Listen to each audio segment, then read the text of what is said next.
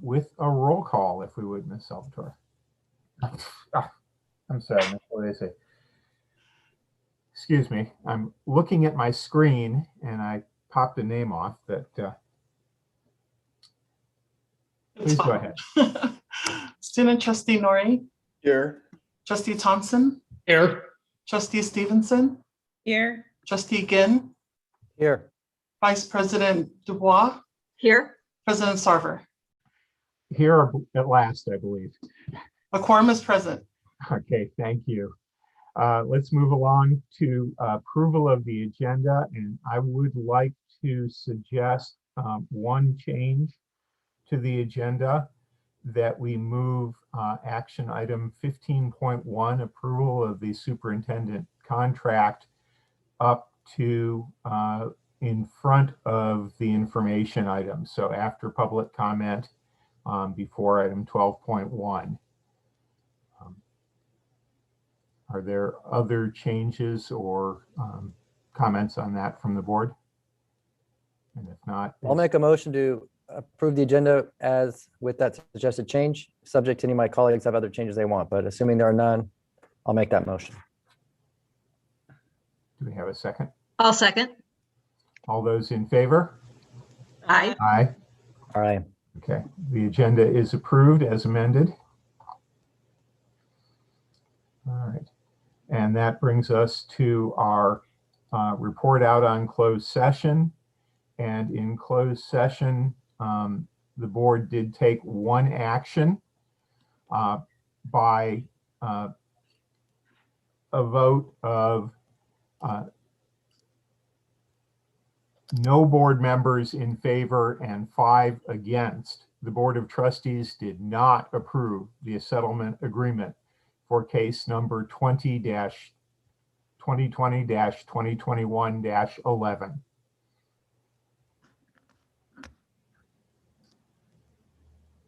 This brings us, and we will be returning to closed session after the meeting to continue our business.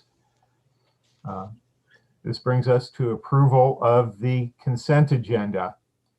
And the board action is always to approve the following items taken simultaneously with one motion, which is not debatable, requires a unanimous roll call vote for passage. The action indicated on each item is deemed to have been considered in full and action taken as worded therein.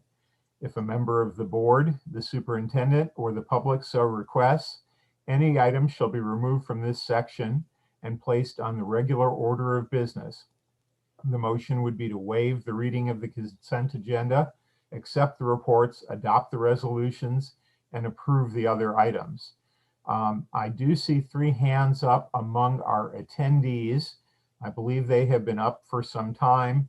If they are not on making any changes to the consent agenda, please put your hands down. Otherwise, we will call on you to tell us what you want us to change about the consent agenda. At this point, I see no hands up from the attendees. Are there any members of the board that wish to make any changes to the consent agenda, pull anything, or is there a motion for approval? Hearing no suggested changes, I move to approve the consent agenda. Second. Okay, can we have a roll call, please, Ms. Loaize? Student trustee Nori. Yes. Trustee Thompson. Yes. Trustee Stevenson. Yes. Trustee Ginn. Yes. Vice President Dubois. Yes. President Sarver. Yes. Motion carried. Thank you. This brings us along to section 8, our special recognitions, the superintendent's recognitions. Always a favorite part of the meeting. Definitely a favorite. And just before I hand over these wonderful recognitions to Principal Burbank, I do have a quick little shout out. I believe at the last board meeting, we talked about Karl Moss journalism. And I'd also like to give a shout out to Savik and the other editors and staff from our MA journalism program who also was awarded the Pacemaker Award. So congratulations, Savik and team. We definitely have school sites with great programs here. So congratulations. On to further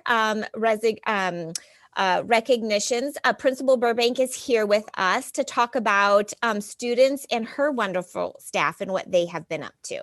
Ms. Burbank?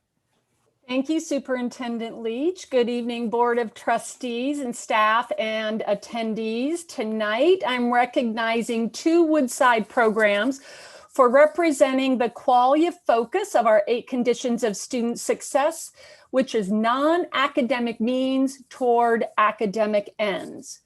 Both of these programs have pivoted, I hate that word, pivoted impressively during the pandemic to still honor student voice and physical and mental well-being. The first one I'd like to honor is congratulations to the Woodside's Student Staff Task Force members for working on aspirations and the 8 conditions of student success. They are as panelists, so wave when I say your name so your loved ones in the attendee section can pin you. Thank you to staff members, teachers Megan O'Halloran. There's some orange in the house. Kayla Dice. Sarah Lafort, Leslie With, Activity Director, and students Shiona Yakaputiaji and Roxy Reed. These members of the once monthly task force supported the annual My Voice survey given earlier this year so we could use the results to focus on at-home learning. They sorted through the data. They hosted follow-up student focus groups on an asynchronous Wednesday to learn more about the data and then presented it to the student and to the staff meeting right before we started return to hybrid learning and on campus. And so Miss where are you? Miss O'Halloran, there you are, I see you now. Eye contact. Please share about what you learned. Thank you, Principal Burbank. On behalf of the Aspirations Task Force, we'd like to thank the administration and the staff at Woodside, as well as Dr. Landy and the Qualia Institute for all of their guidance and support throughout this process. We walked away with a lot of really great information, and we were able to share it with the staff, both at SDMC and at a staff meeting. With some suggestions for how to improve distance learning for all users. And we hope to continue our good work with collaborating with the staff and students in order to use the research to make further suggestions for how we can improve our school for distance learning. Thank you. Thanks to all of those focus group leaders. The second program, who has pivoted impressively multiple times during the pandemic, is the Woodside Athletic Department duo, Certificated Athletic Director Tim Faulkner, hello, Mr. Faulkner, and his classified AVP assistant, Ms. Zyra Padilla in the house. This athletic department duo created, pivoted, created again, contact trace, shut down cohorts, opened cohorts, cleared adult coach volunteers, communicated via Sportsnet, conducted GPA eligibility checks, took thousands of temperatures from the forehead, managed Google Spectator list, and juggled PPE necessary to make it all happen. Our athletic cohorts stand out as the best example of our after-school bubble cohorts, just in terms of sheer numbers, participating 400 to 500 a week, and their impact on student mental health programs. And so these 2 Wildcats I want to honor for keeping the non-academic means focusing on academic ends. Mr. Faulkner. Thank you so much, Ms. Burbank, for all of your support, not just this year, but every single year. And Zyra and I are so humbled, and we just thank all of you. We want to give a huge shout out to our WHS administration, Chuck Belskow, Wendy Porter, and Diane Mazet for all their support We want to give a shout out to our custodial staff who keeps our facilities open, clean, and ready to go for all our athletic teams. They do such a great job, and we're so thankful for them. We want to thank our ABO, our Athletic Boosters Organization, for all their support of WHS athletics. We want to thank our trainer, Andrew Law, for just tirelessly working hour after hour after hour with all of our student athletes all fall and now into our seasons. And lastly, we want to thank all of our Woodside High School coaches. We are so lucky to work with such professionals, and they are so dedicated and so giving to our student athletes and to Woodside High School. And again, we're very humbled and thank you very, very much for all of your support. So thank you to the Woodside High School Aspirations Task Force and the athletic department duo. I wish I could take you all to Starbucks and treat you to a cup of coffee. Instead, I'll put a gift card in your box and you'll have to treat yourself and maybe take a friend with you to celebrate. Thank you, Wildcats. On 3, 1, 2, 3, go Wildcats.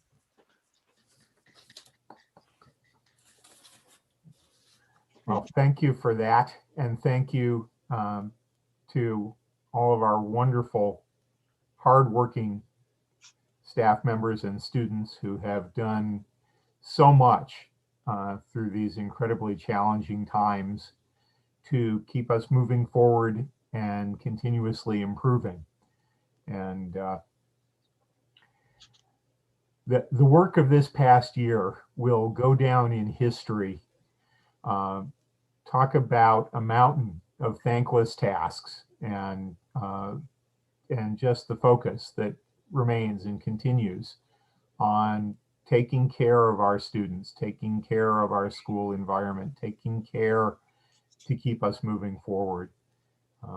Thank you, thank you. All right, this brings us along to our student trustee comments. Safik, it seems like almost every week when we turn to you, we've recognized another extraordinary accomplishment of yours, and then we ask you to talk again. So please do so once again. Thank you, President Sarver. So while I personally haven't been back to school yet, I'm actually going back tomorrow. I have heard from my friends and peers who told me that it was an overwhelmingly positive experience that reinvigorated their interest in school and provided a valuable social outlet that they otherwise would not have had. Many students are actually reconnecting with their peers who they haven't seen in person for more than a year. So it was definitely an exciting experience for a lot of people. More importantly, many of my teachers who I knew originally had some reservations as to whether hybrid learning would be a useful model of education told me that it was actually going a lot better than they expected, which I was also very pleased to hear. It's also great to see that the CDC had announced that 3 feet of distance is more than safe to reduce the spread of COVID among students. I think there's no reason why our district shouldn't adopt to these changing guidelines to maximize the time students have physically in the classroom. I know a lot of students who I talk to would like to be in the classroom for more days, and I don't see any reason why our district shouldn't make that a reality. Lastly, although I won't be in a part of the district anymore next year, I do strongly believe that anything other than 5 full days of in-person instruction without any asynchronous days would be a disservice to our students. I do believe that the board should adopt a resolution committing to having full in-person learning in the fall to reassure many members of our community. This has actually been done by many other districts in the Bay Area, such as the San Francisco Unified School District. I think it would be a great measure to reassure some people who rightfully have some concerns about what the plans in the fall will be. But other than that, thank you. Thank you. All right, we go to comments. And those comments, I think, will be part of our conversation in our COVID update. Please be actively participating there as well. Our comments from SDTA and Ask Me, I think in the attempt to go back and forth, it's time for Grace to go first this week. So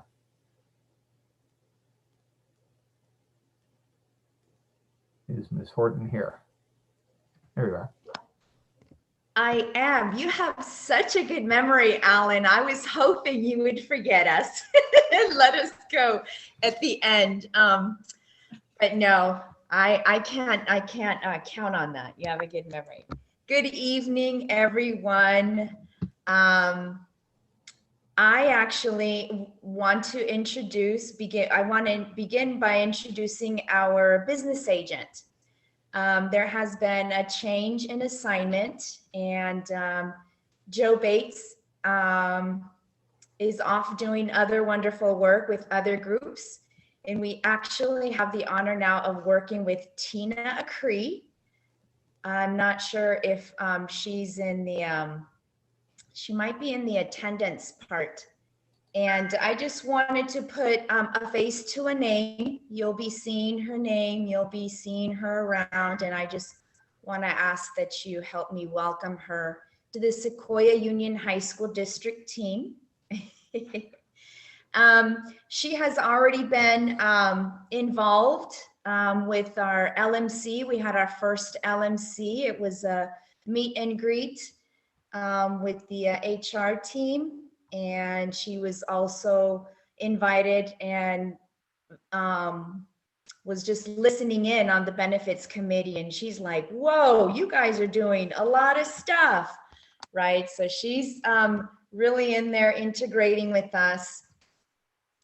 I want to now shift to our business. And it was really nice to get that virtual hug from Shanice when she sent out the cute message to everyone where she's like, welcome back. And it really did feel like the first day of school on April 5th. So I appreciate that. And there was some administrators that responded with some experiences around campus. And that was really, really nice to have that. Then I want to follow that by communication. Like communication has been a common theme, right? So again, with Shanice communicating, hey, we see you, we hear you, we're with you, welcome back. And then we have a new business agent who's coming in and getting integrated with LMC communication, and then we've got benefits communication. Then we trickle down into our reopening MOU, you know, and we have site communication. And then now I want to talk about things that are not so good news. With that, I will share that I struggle with words when I don't have good news, right? And so I still want to stay optimistic because I know this is a learning transition for everybody.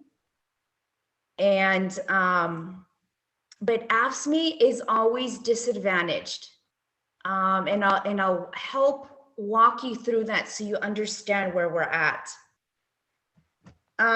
Going back to the reopening negotiations, we right? So I came on and I'm like, hey, we met with the district. It was a one day.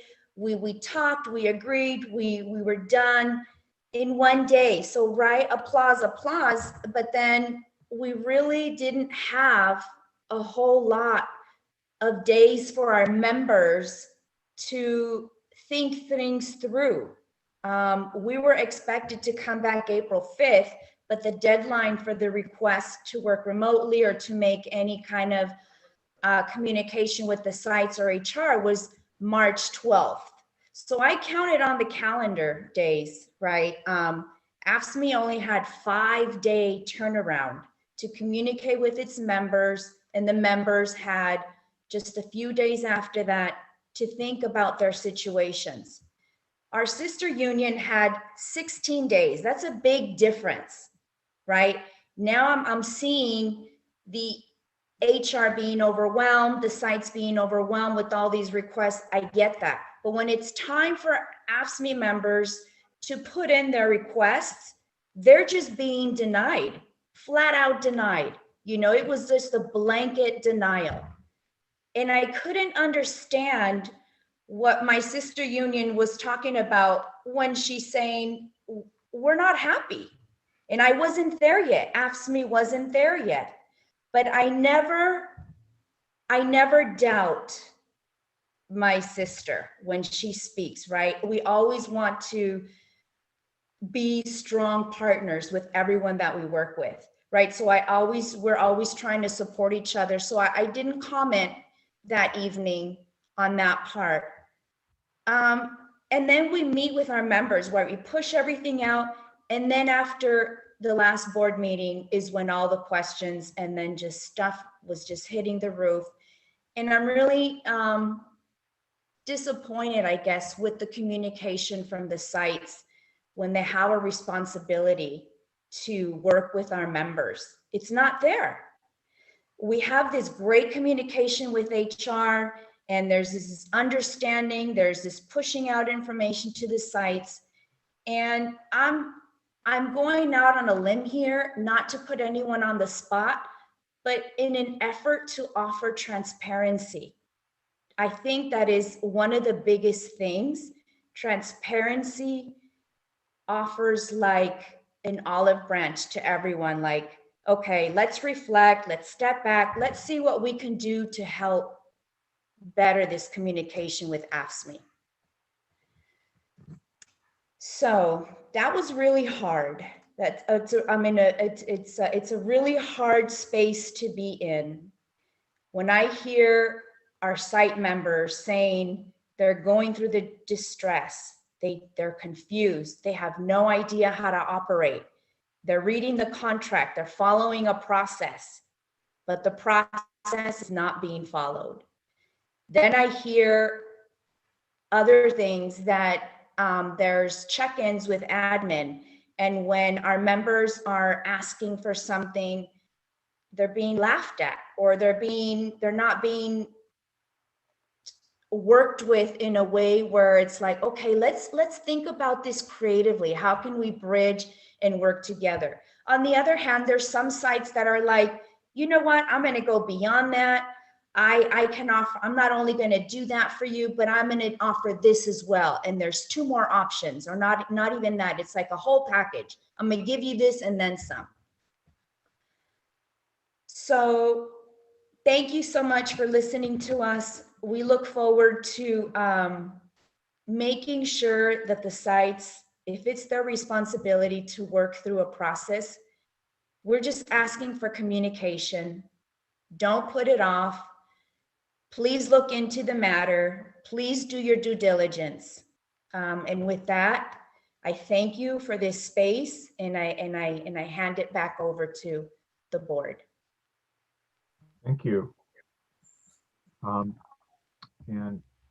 we hear now from STTA and Edith? I know you're somebody who always knows who is here, which is why I turn to you even when it's not your responsibility to enlighten us on that. Hello.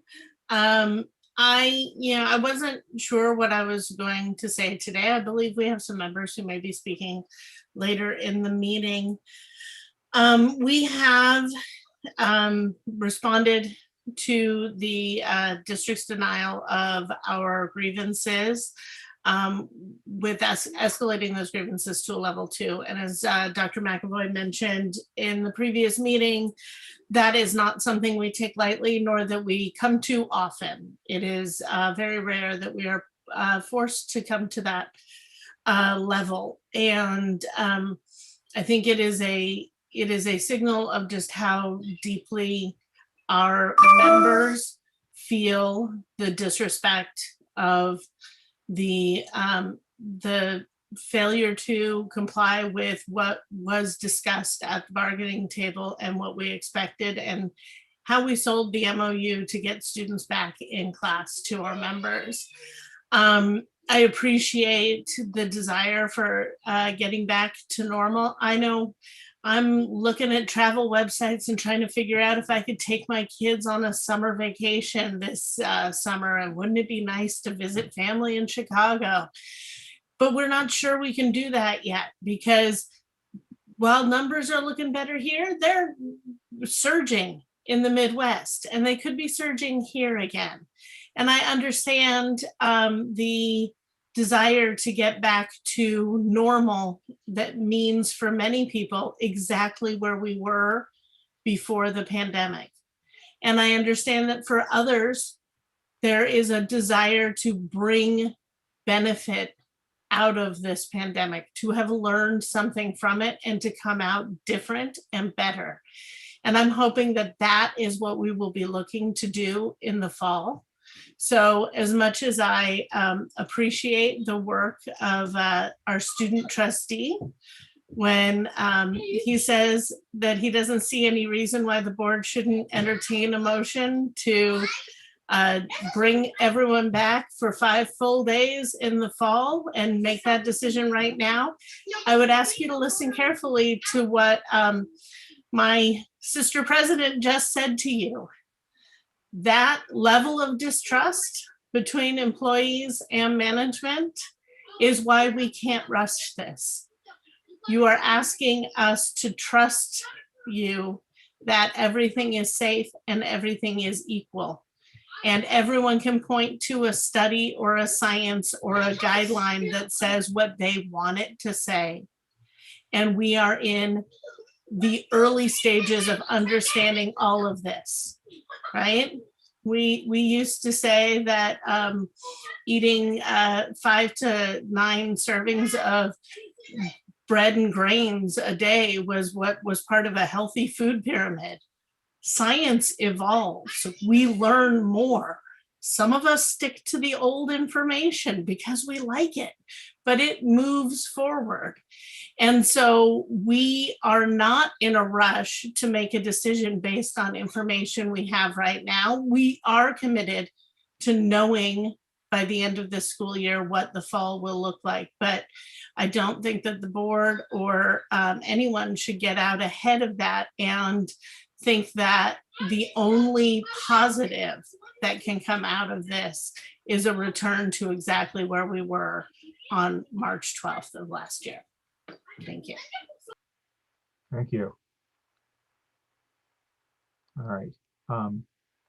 This brings us to our public comment and correspondence section. I will begin with the correspondence, as we have been doing over the last several meetings since we've been getting so much correspondence.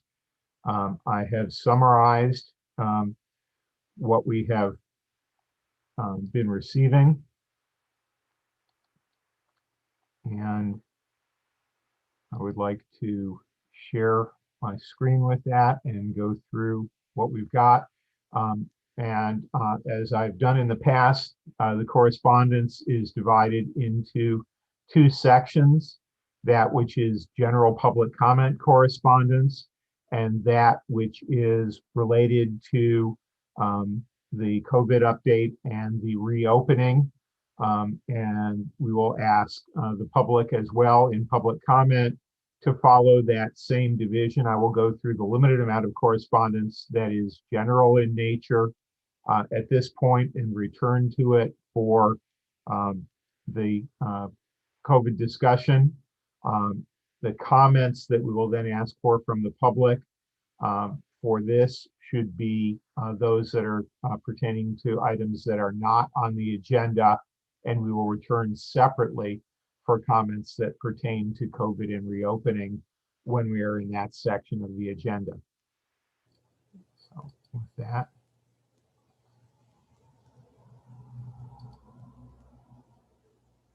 share the screen.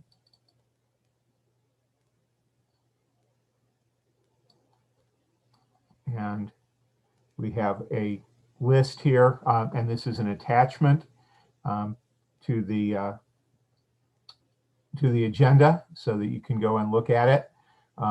But these are the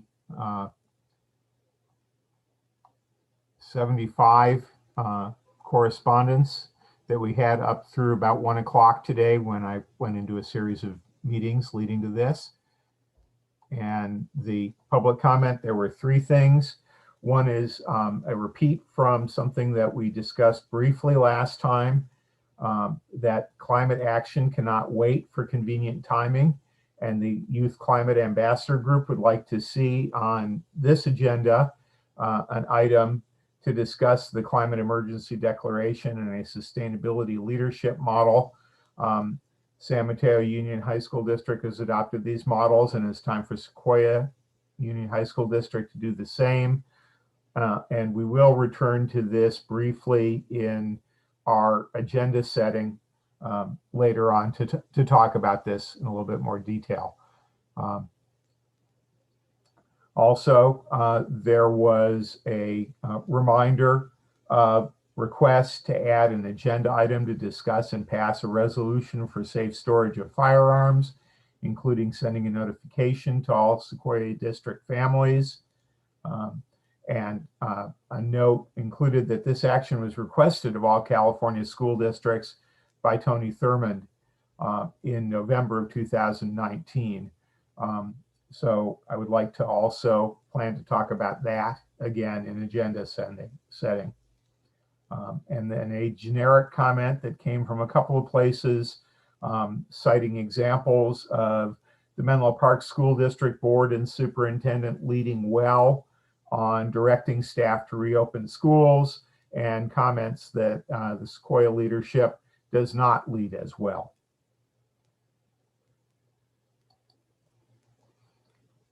Okay, with that, we can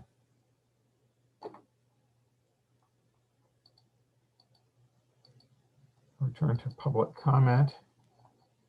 And the public comment period is for speakers wishing to address the board on matters not on the agenda. Persons wishing to provide comments on non-agendized items should raise their electronic hand on the Zoom platform during this portion of the agenda. When it's a speaker's turn to comment, the board president will call on that person. Staff will unmute the speaker. You're requested to state your full name and affiliation with the district, if any, at the beginning of your comments. Board policy ordinarily limits the time to be devoted to public comment to 10 minutes, and individual speakers are ordinarily limited to 3 minutes. If we decide to expand the amount of time to be allocated because many speakers wish to address the board may choose to reduce the time for individual speakers to 2 minutes or 1 minute to do so. We will announce the time to be allocated before public comment begins, and that time will be displayed on the Zoom screen. All right, at this point, I see we've had 3 and then 4 and 5. Now more hands are coming up. This is for comments that are items not on the agenda and that do not relate to the COVID-19 update and reopening discussions. We will allow a few minutes for people, a brief period of time for people who wish to make a comment to put their hands up so we can finalize the list of who will speak. And those that are planning to speak on an agendized item, please lower your hand until that item comes along. With that, I'm seeing currently 10 hands up, going down to Michael Deksheniks. Now it's gone up to 11. All right, so we will have 11 people who have asked to speak. I ask the board's pleasure if we should adjust the time of total speaking on the topic or the time of individual speakers. Is there any input from the board on that? I think we should do 2 minutes. And I can keep the names if you like. Okay, so we will end with Michael Deksheniks and the reopen parent. Okay. I have the names down in order. Okay. All right, so the first would be Julie Martin. Ms. Coleman?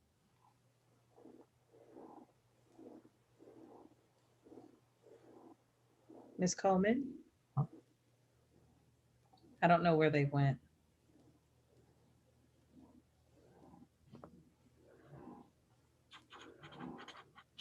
Okay, Ms. Coleman didn't go. Is the first one, Ms. Coleman? Found her. Okay, I'm sorry, it was slightly delayed. I just received the unmuted button. Okay, go ahead. May I speak? It won't be more than 2 minutes, I promise. Go ahead. So my name is Caroline Coleman. I work at Sequoia High School. I am a mother of 2 students that attend Sequoia High School. I've been at the school for since 2004-05. And the thing that I have talked to several teachers about is something that you had mentioned about feeling divided. And it's really stirred with me. And I don't think, I can only speak for myself and the people I've spoken to about this. I don't think teachers want to feel divided with parents, with staff members, with the district, with the board. I think we all want to get to a place where we can trust one another, communicate with one another, and work collectively. As a teacher, I'm exhausted. As a mother, I've had to get a therapist just so I can manage my mental health. And I really feel for my students, the ones that didn't really have a choice to come back to the hybrid. But I just wanted to just say that the words feeling divided, I don't think has gone unnoticed with a lot of my colleagues and a lot of parents. So thank you for your time. Thank you. Christy?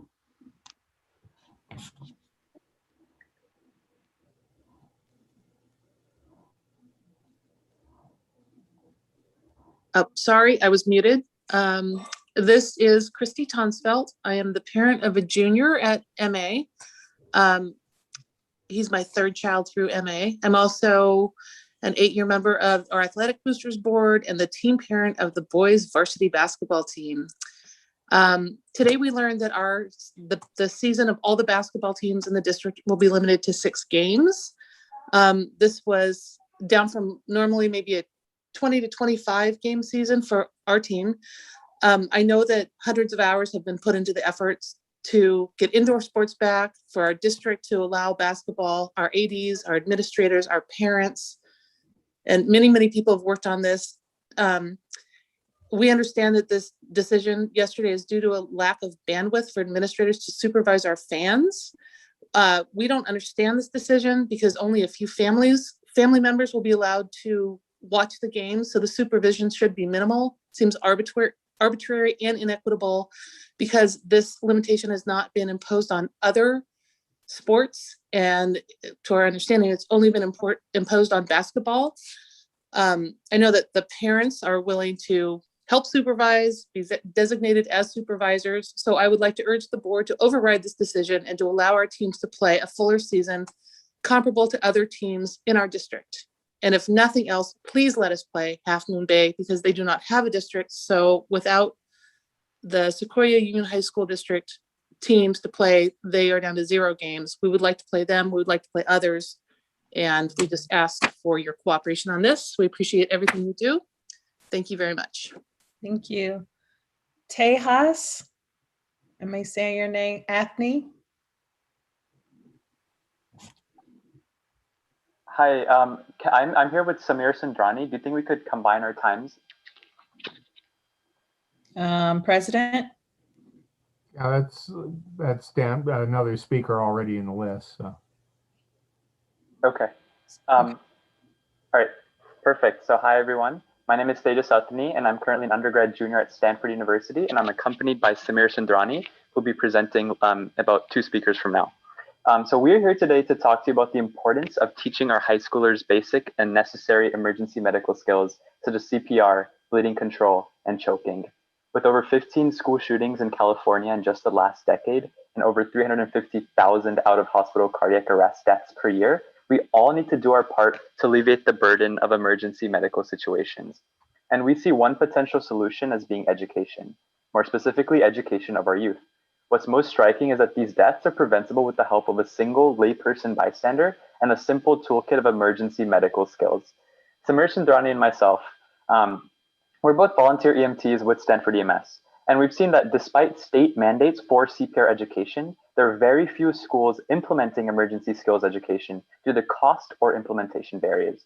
So seeing this gap, we've created an organization called Perfusion to teach free virtual CPR and emergency life-saving medical skills in the Bay Area. Through our current partnerships with schools in East Palo Alto, we've taught outreach classes on topics ranging from emergency patient management to CPR and bleeding control, all through the beauty of virtual learning. We've recruited more than 24 Stanford students, all equally passionate about this and who want to teach. We hope that we can extend our model of free outreach education through the Sequoia Union School District. It's no understatement to say that here, knowledge is more than power. It could mean the difference between life or death. Therefore, we're here to work with you all, the school board members, to develop some sort of district-wide implementation of emergency medical classes for every student at no cost. We propose an agendized board meeting to discuss the feasibility and importance of district-wide emergency medical skills, and we're passionate that Perfusion can assist the district in doing so. We will be sending a follow-up email to all members of the board to discuss this possibility, and we hope that there will be enough support to enact real solutions. Thank you for your time. Thank you. Connie Dong. Would the superintendent like to say a word about, follow-up to be able to establish communication along those lines?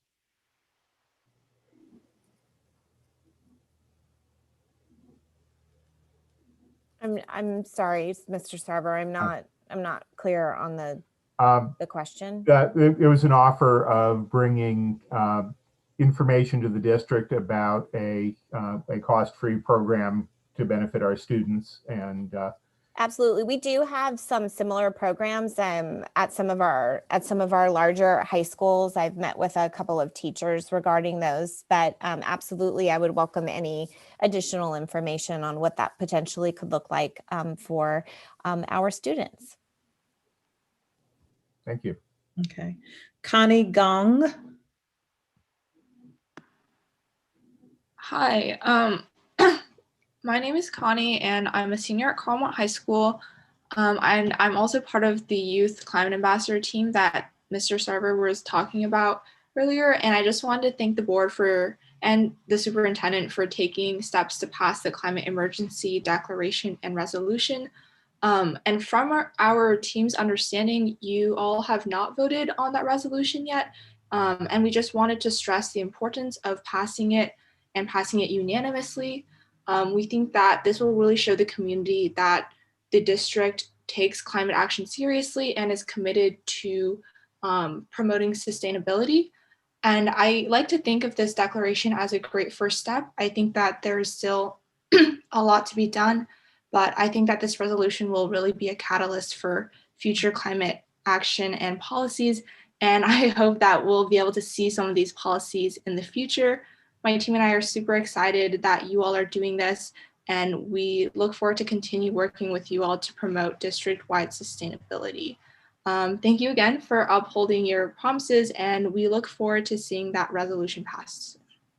Thank you. Shamir, I'm not for sure if you still need to speak. Your hand went down, so I just want to make sure I call you because you're on my list. Shamir. I don't see him anymore. Samir, sorry, I apologize. Samir. Darni, I think it is. Hi. Sorry, I was just waiting for the unmute button. No, I think Tay just covered it all, and I just wanted to say thank you for your time, and we hope that we'll reach out and get some correspondence there for Perfusion. All righty, thank you. The next person is Katinka.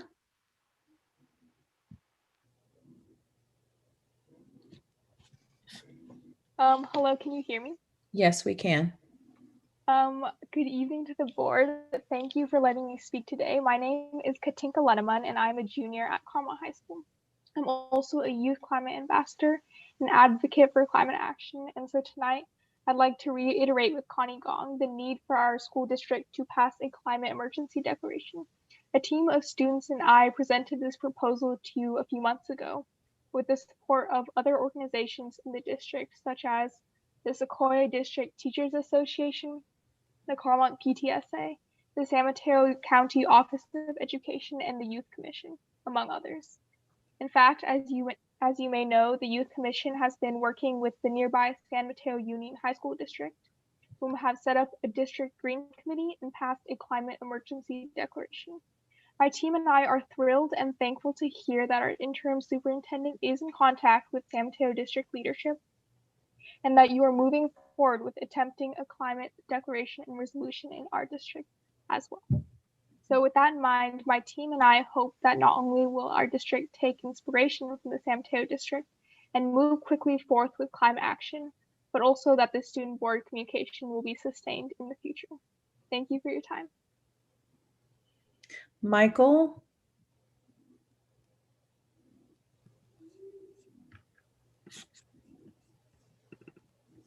Michael? Hi, good evening. I wanted to read a quick letter to the board that we sent yesterday afternoon from Reopen SUHSD.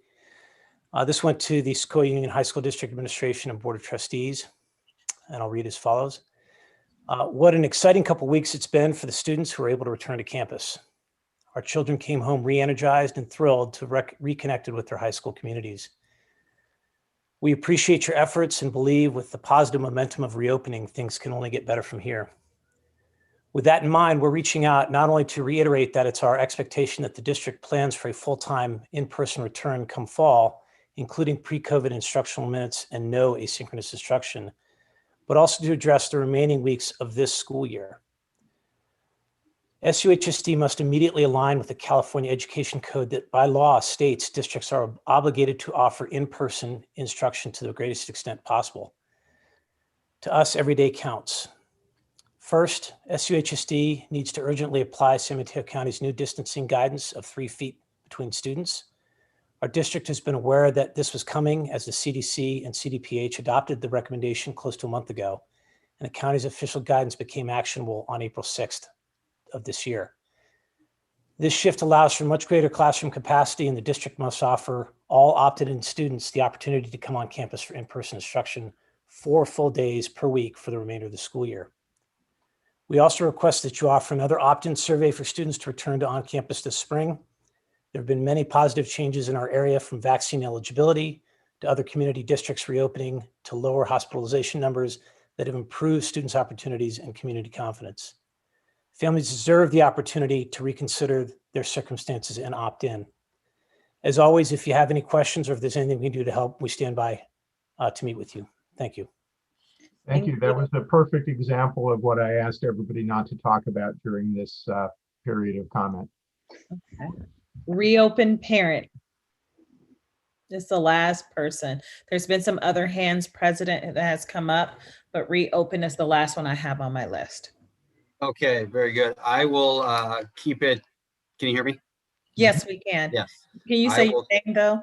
Yeah, sorry, Satish Kadavar. I've still got that on there. I will keep it to the topic of general, and this has really been a question I've had come up from various parents asking me, and I've never gotten really a good answer. It's more procedural as it relates to these meetings.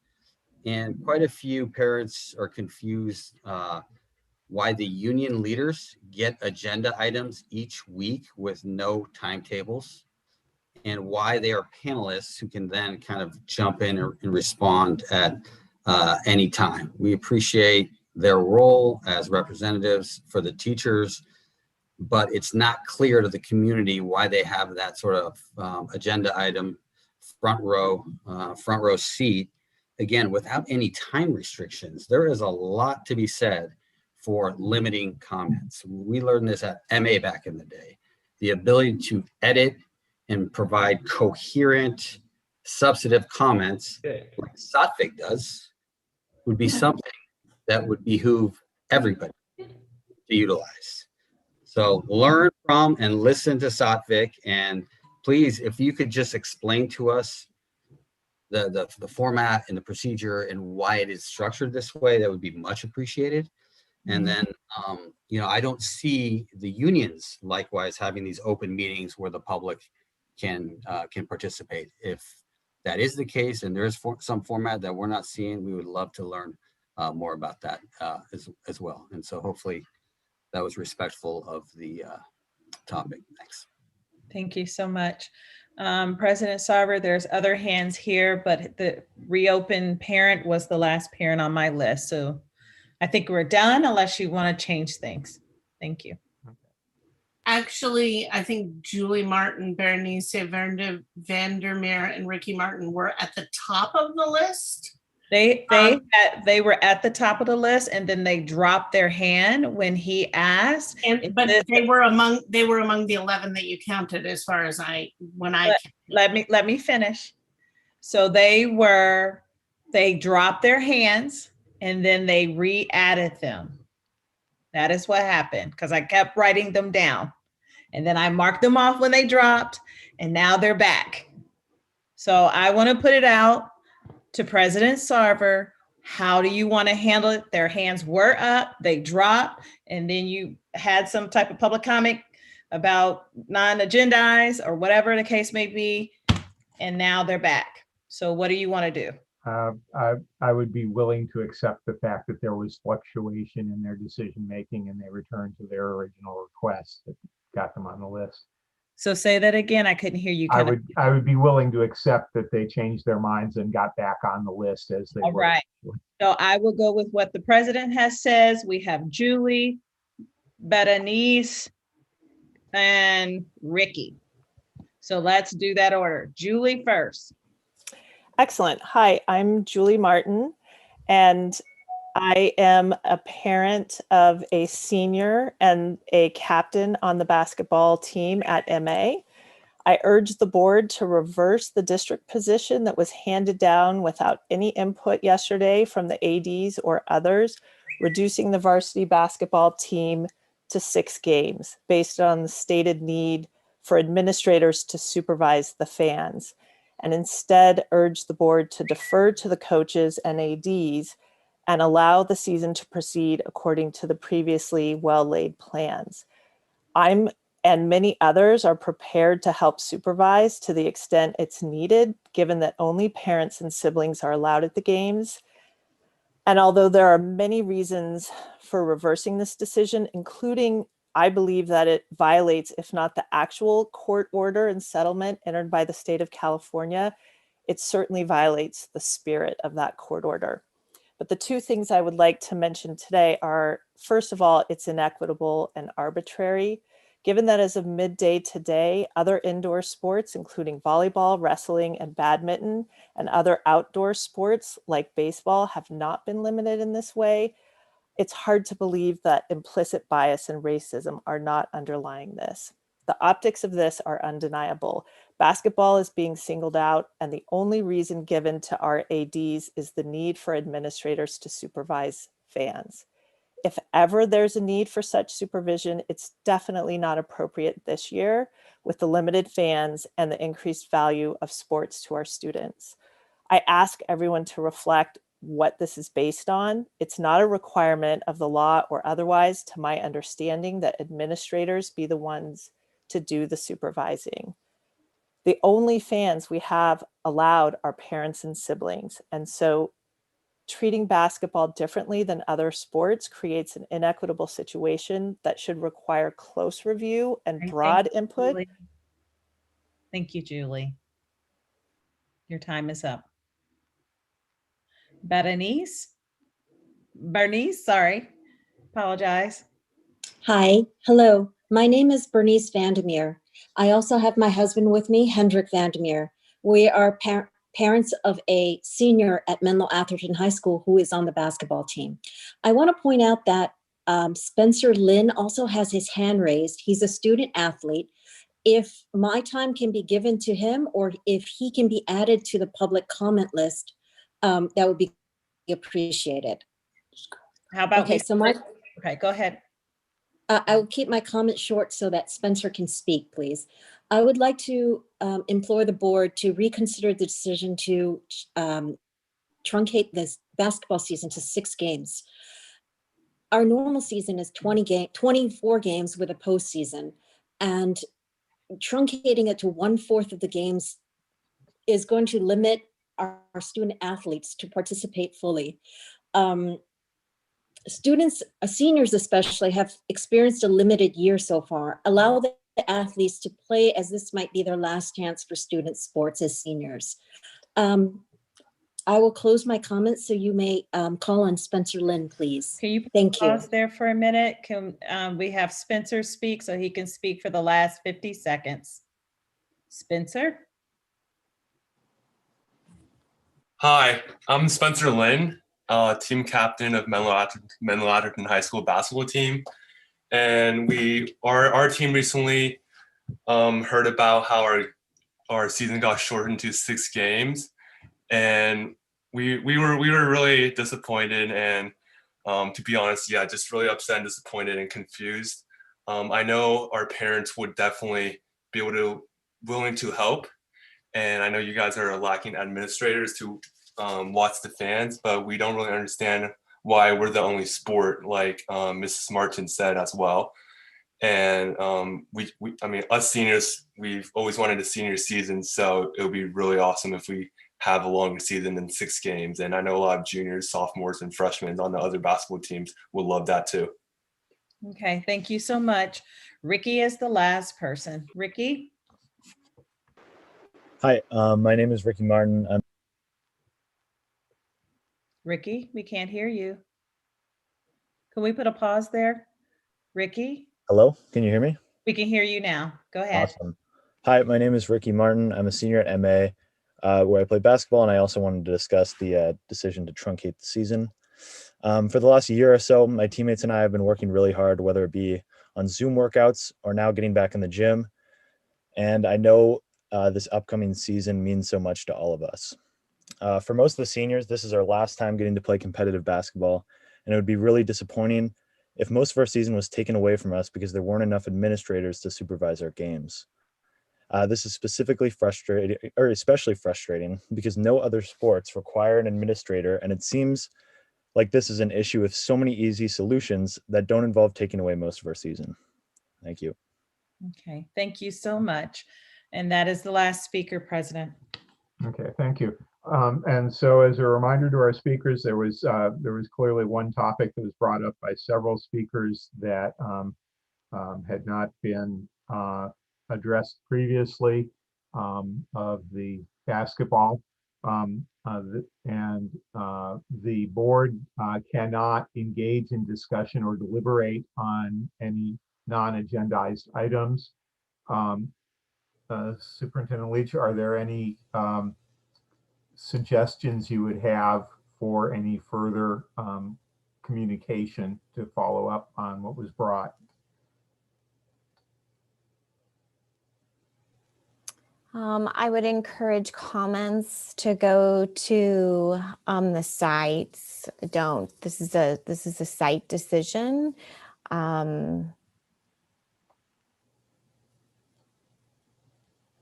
Otherwise, we will get into a large topic and principals will weigh in during a board meeting. So if that is the board's desire, then we can move with that. I appreciate that. Thank you.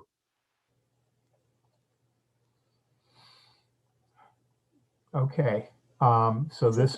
Simone had her hand rose in the panelists. I'm not for sure how you want to handle that, if it's a public comment or like how to handle that. Sorry. I'm sorry, Simone, I didn't see your hand up. I apologize. Okay. Simone, I would ask if it's a response to this conversation about communication, that would be welcome, but not kind of getting into an open discussion about it in the board meeting. I would just like to clarify, these are my families speaking about basketball. It's not a site decision. We decided this as a district. If it is a site decision, then I will go ahead and do what I think is best for my community. So I just want to clarify that we are trying through this pandemic to be consistent in our decisions. It's certainly not about administrator time. It's about the overall logistics of everything and the amazing effort our ADs have put into, and our parents and our athletes, about having all seasons in one. So that's really what it's about. And I just want to clarify that so that we can have some direction on that. We have AP testing, we have SAT testing, we're using our gyms. I mean, it's a part of a larger conversation about everything all happening at once. So I just wanted to clarify that. Thank you. Thank you. Okay, again, this is not a major topic that we can add to the board on the fly here, but it has been heard loud and clear that there's an issue to continue discussing. All right, we are moving then our action item 15.1 next in the meeting. And this is one that I get to lead. So I will start off a little bit of framing that I would like to do. One of the very, very few things that the board acts on and pursues on their own responsibility is the hiring, development, retention, and termination of superintendents. And this has been one of the opportunities that the board gets on very rare occasions to go through the hiring process. And this was a process that was initiated earlier in the year with a lot of conversation about selection of a search firm and a timeline being set out. And there was then also a lot of community engagement and bring in of a wide range of stakeholder groups to provide us input to build the job description and identify the candidate that we would be looking for in this process. The board then went with a rather aggressive schedule from the start of the process to try and be early on and get what we would consider to be the optimum pool of candidates to work with and the chance to make the really best decision for the entire needs of the district. We also set a rather aggressive timeline from our final interview period until the announcement of approval of the contract, the vote for approval of a contract, which we'll have shortly. And that aggressive timeline was a timeline that we were not able to beat quite as aggressively as we would have liked. As a result, we were rather delayed in putting information out to accompany this item with the approval of the contract being scheduled for tonight's meeting. We very much wanted to be sure that all of the leadership and staff of the entire district had the opportunity to know about our new superintendent before any of them might be confronted with questions from outside about a name and a person that they were not aware of. So we have taken the time to make sure that Interim Superintendent Leach could be working with our leadership across the district to make sure that Dr. Williams was introduced and we had some chance to begin the team building process. All right, now on the, I have to find something in my mail to go through with everybody. Hang on just a moment, please.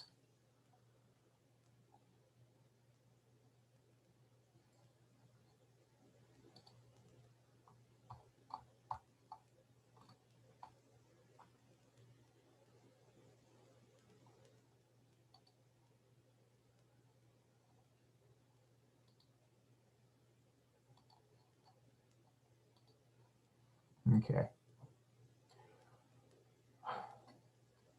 The next agenda item addresses the board's open session discussion and possible approval of an employee agreement with Superintendent candidate Dr. Darnice Williams regarding her employment as superintendent with the district. The proposed employment agreement also addresses all the terms of her employment as well as the effective date of the employment agreement. The proposed employment agreement contains the following material items. Term and work year. The term of Dr. Williams' employment agreement with the district will be July 1st, 2021 to June 30th, 2024. The superintendent shall work a positive work year calendar of 226 work days each school year. Superintendent compensation and other terms of employment. 1, the superintendent shall be paid beginning July 1st, 2021, based upon an annualized salary of $265,000. The superintendent shall receive a master's stipend of $1,252 and shall receive a doctorate stipend of $1,252. Upon receipt of a satisfactory evaluation at the end of the 2021-2022 school year, and within the sole discretion of the board, the superintendent will be eligible for a 2.5% increase. The superintendent shall be paid for 5 transition work days at the per diem rate. The superintendent shall receive a relocation, transition, and travel expense one-time payment of $15,000 and with receipts an additional $2,500 for moving and relocation expenses. The superintendent shall receive a $100 per month expense allowance to cover transportation and travel expenses. The superintendent's terms of employment include eligibility for leave time, holidays, professional meetings and dues, a leadership coach, and district technology devices. This concludes the summary of the proposed superintendent employment agreement. A complete copy of the superintendent employment agreement is available from the district office upon request and is also an attached item to this agenda. All right, with that, is there discussion among the board? Or if not, is there a motion for approval?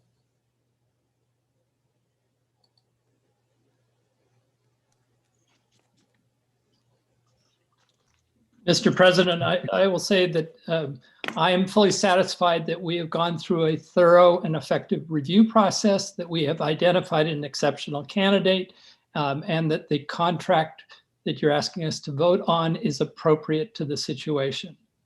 Otherwise, I'm looking forward to making congratulatory remarks. Yes. Okay. Other comments or a motion to go with Chris's statement?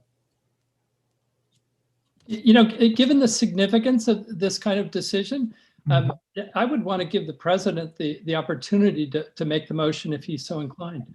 I am so inclined, and I move approval of the contract for employment of new superintendent Dr. Darnice Williams. I second that. Okay, all those in favor, please vote yes. Yes. Yes. Okay. Do we say something now? I would welcome some board comments, and then we would like to give Dr. Williams a chance to introduce herself and say hello. First of all, go ahead. No, you go ahead, please. Okay. First of all, I want to thank Crystal for all the work she's done over this last year. It's been deeply, if you were in front of me, I would say it. I have all these boxes. So just imagine me in front of your face. Thank you so much for all the work you've done, as well as shepherding Dr. Williams into her new role, and looking forward to you welcoming her on board. Dr. Williams, thank you so much. I am thrilled that you will be on board to bring something new with new ideas, with all your equity work and instruction work and all that kind of stuff. And so I'm just really excited about that. And thank you to my colleagues for creating a high ethical and high standard process to get to find Dr. Williams. So welcome aboard. Okay. Chris, please. Happy to speak again. Welcome, Dr. Williams. It's really nice to see you on this side of the participant barrier. I too want to begin with a salute to Crystal, who has worked so effectively with us at this most trying of times. Thank you. I know we all appreciate that service. Look, this is a uniquely exciting and important opportunity for the district. It's a new beginning. To use Carolyn Coleman's language, it's a time to unite as opposed to be divided. I do want to sort of reiterate, I can't understate how careful and thorough the board was in its review of a really rich candidate pool from which Dr. Williams stood out for her experience, expertise, high standards, values, and commitment to public education. For the students and district staff and community, I know you'll enjoy getting to know her. I know I will. To Dr. Williams, I want to say I look forward to your arrival and the chance you'll have to meet the extremely talented team that's here with us across the district. Finally, Dr. Williams, I want you to know of my commitment to thoughtfully guide and support your leadership of Sequoia. With that, once again, welcome, Dr. Williams.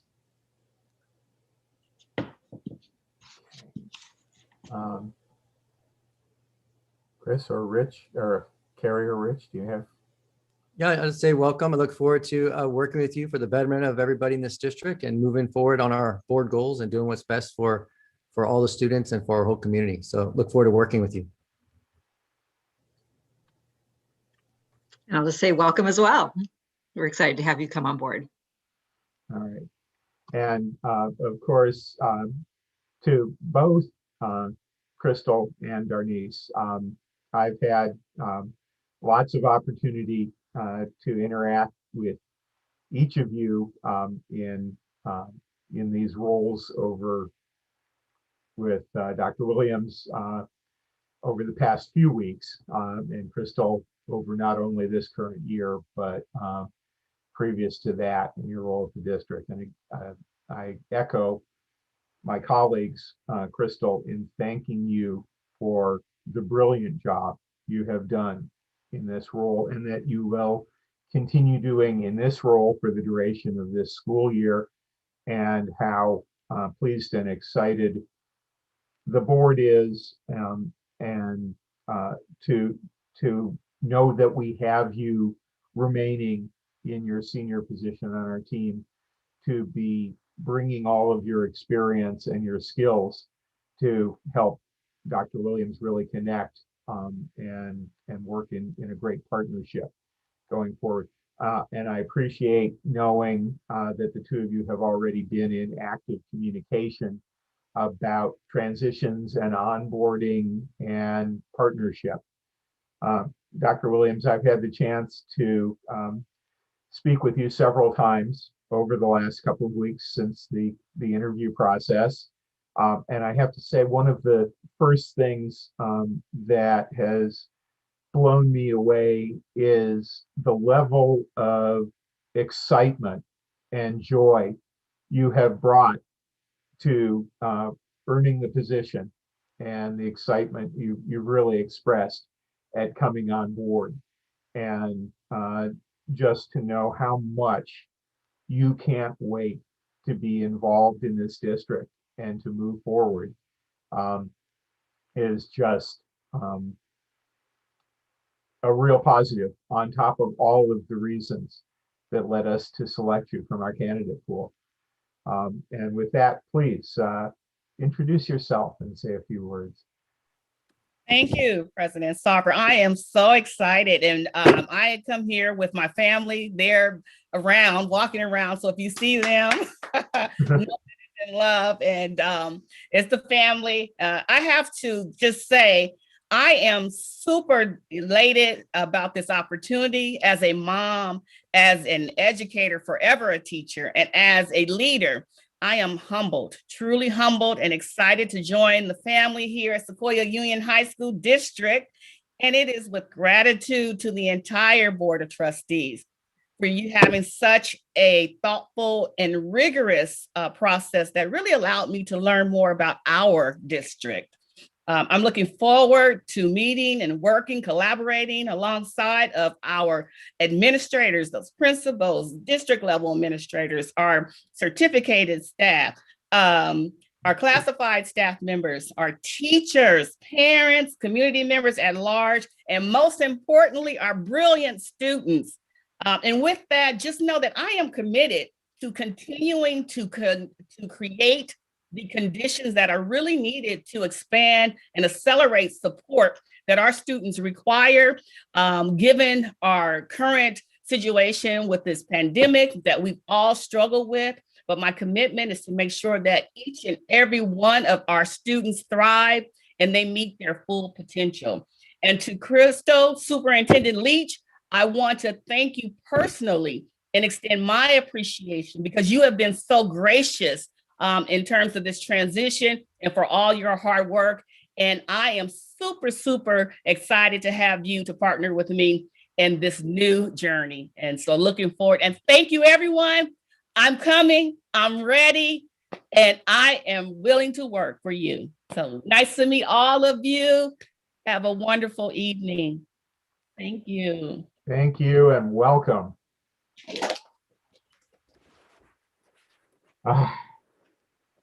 Okay. We very much invite Dr. Williams to stick around and hear all this other exciting stuff coming up. Or if you get a little tired of it down the line, it's not all your responsibility yet. Right. Can I say one more thing? Just one more thing, because I'd be remiss. This is my champion, my baby, my daughter. And I just wanted everyone to meet her because she has definitely been a champion and supporter of mine is Lauren.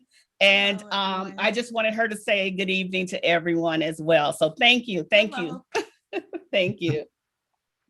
Thank you. All right. And it's all about family. Okay. This moves us on to our information items. We move on now to the presentation of the Sequoia Union High School District's 2021-22 initial collective bargaining proposal to the Sequoia District Teachers Association. And Ms. McAvoy, your name is there. Good evening, President Sarver, members of the board. You may recall that at our last meeting, we presented SDTA's initial proposal to begin our negotiations for next year's contract. So tonight, for information purposes, you see our initial proposal. There are listed there the articles that we would like to focus on. This is an informational item, and then next you will be conducting a public hearing in case there are any members of the public that would like to comment on this proposal. Okay. All right. So with that, I know that the board has all read this and has received the information. So let us move on to the public hearing. I will open the public hearing on the SUHSD initial proposal to SDTA for next year. Ellen, do you want me to take names? I don't see any names coming up, but do you want me to take names? We can wait to see if there are comments. President Sarver, excuse me, can we note the time of opening the hearing? Yes, it was opened at 7:26. Thank you. Okay, and Doesn't I've look not like seen they a flurry of hands go up. So with that, we can close the public hearing at 7:26. Okay. All right. Then we move on to our discussion items. That brings us to the COVID-19 update for the evening. And Superintendent Leach, you are on with that. Yes, good evening again. Tonight we will hear from our principals on how the last think we're at like 1.5 weeks, our second week in to a return of students to campus has gone. Before we do begin, as previously stated, and then also in a lot of communication that is coming the district's way, I did send a communication on, I think it was a week or so ago, and I'd just like to reiterate that the district is planning for 100% full return for fall, and that is the 5 days a week as well. So again, we are planning for 100% return for the fall, obviously with safety regulations and other factors all considered, but that is our focus and our goal. So to change things up a bit, usually we have our larger schools go first. I am calling on our small schools to represent, and first of them to represent is Redwood. Good evening, everyone. Thank you, Dr. Leach. So good evening. It was really great to have staff back on campus. Although most had been in and out throughout the whole year, it was really nice to see new staff members meet each other face to face with masks on who had never actually seen each other. So that was really a great moment for us. The amazing Redwood classified staff made a concerted outreach to every family, and then we ended up with 64 families opting in and said that they wanted to come back in the red or orange tier. Attendance has been on any given day about 20 or 30 students. And those students that opted in, many of those were not doing very well at home. Some had been attending the other hubs that we had previously, but most were new. And teachers who had not met some of our new students as we intake every 6 weeks got to meet kids in person that they haven't actually met other than through a screen or a phone. So that was really super as well. Wonderful relationship with Kids Connect and students needing daycare have now been able to return to school, and we're thankful for that strong relationship.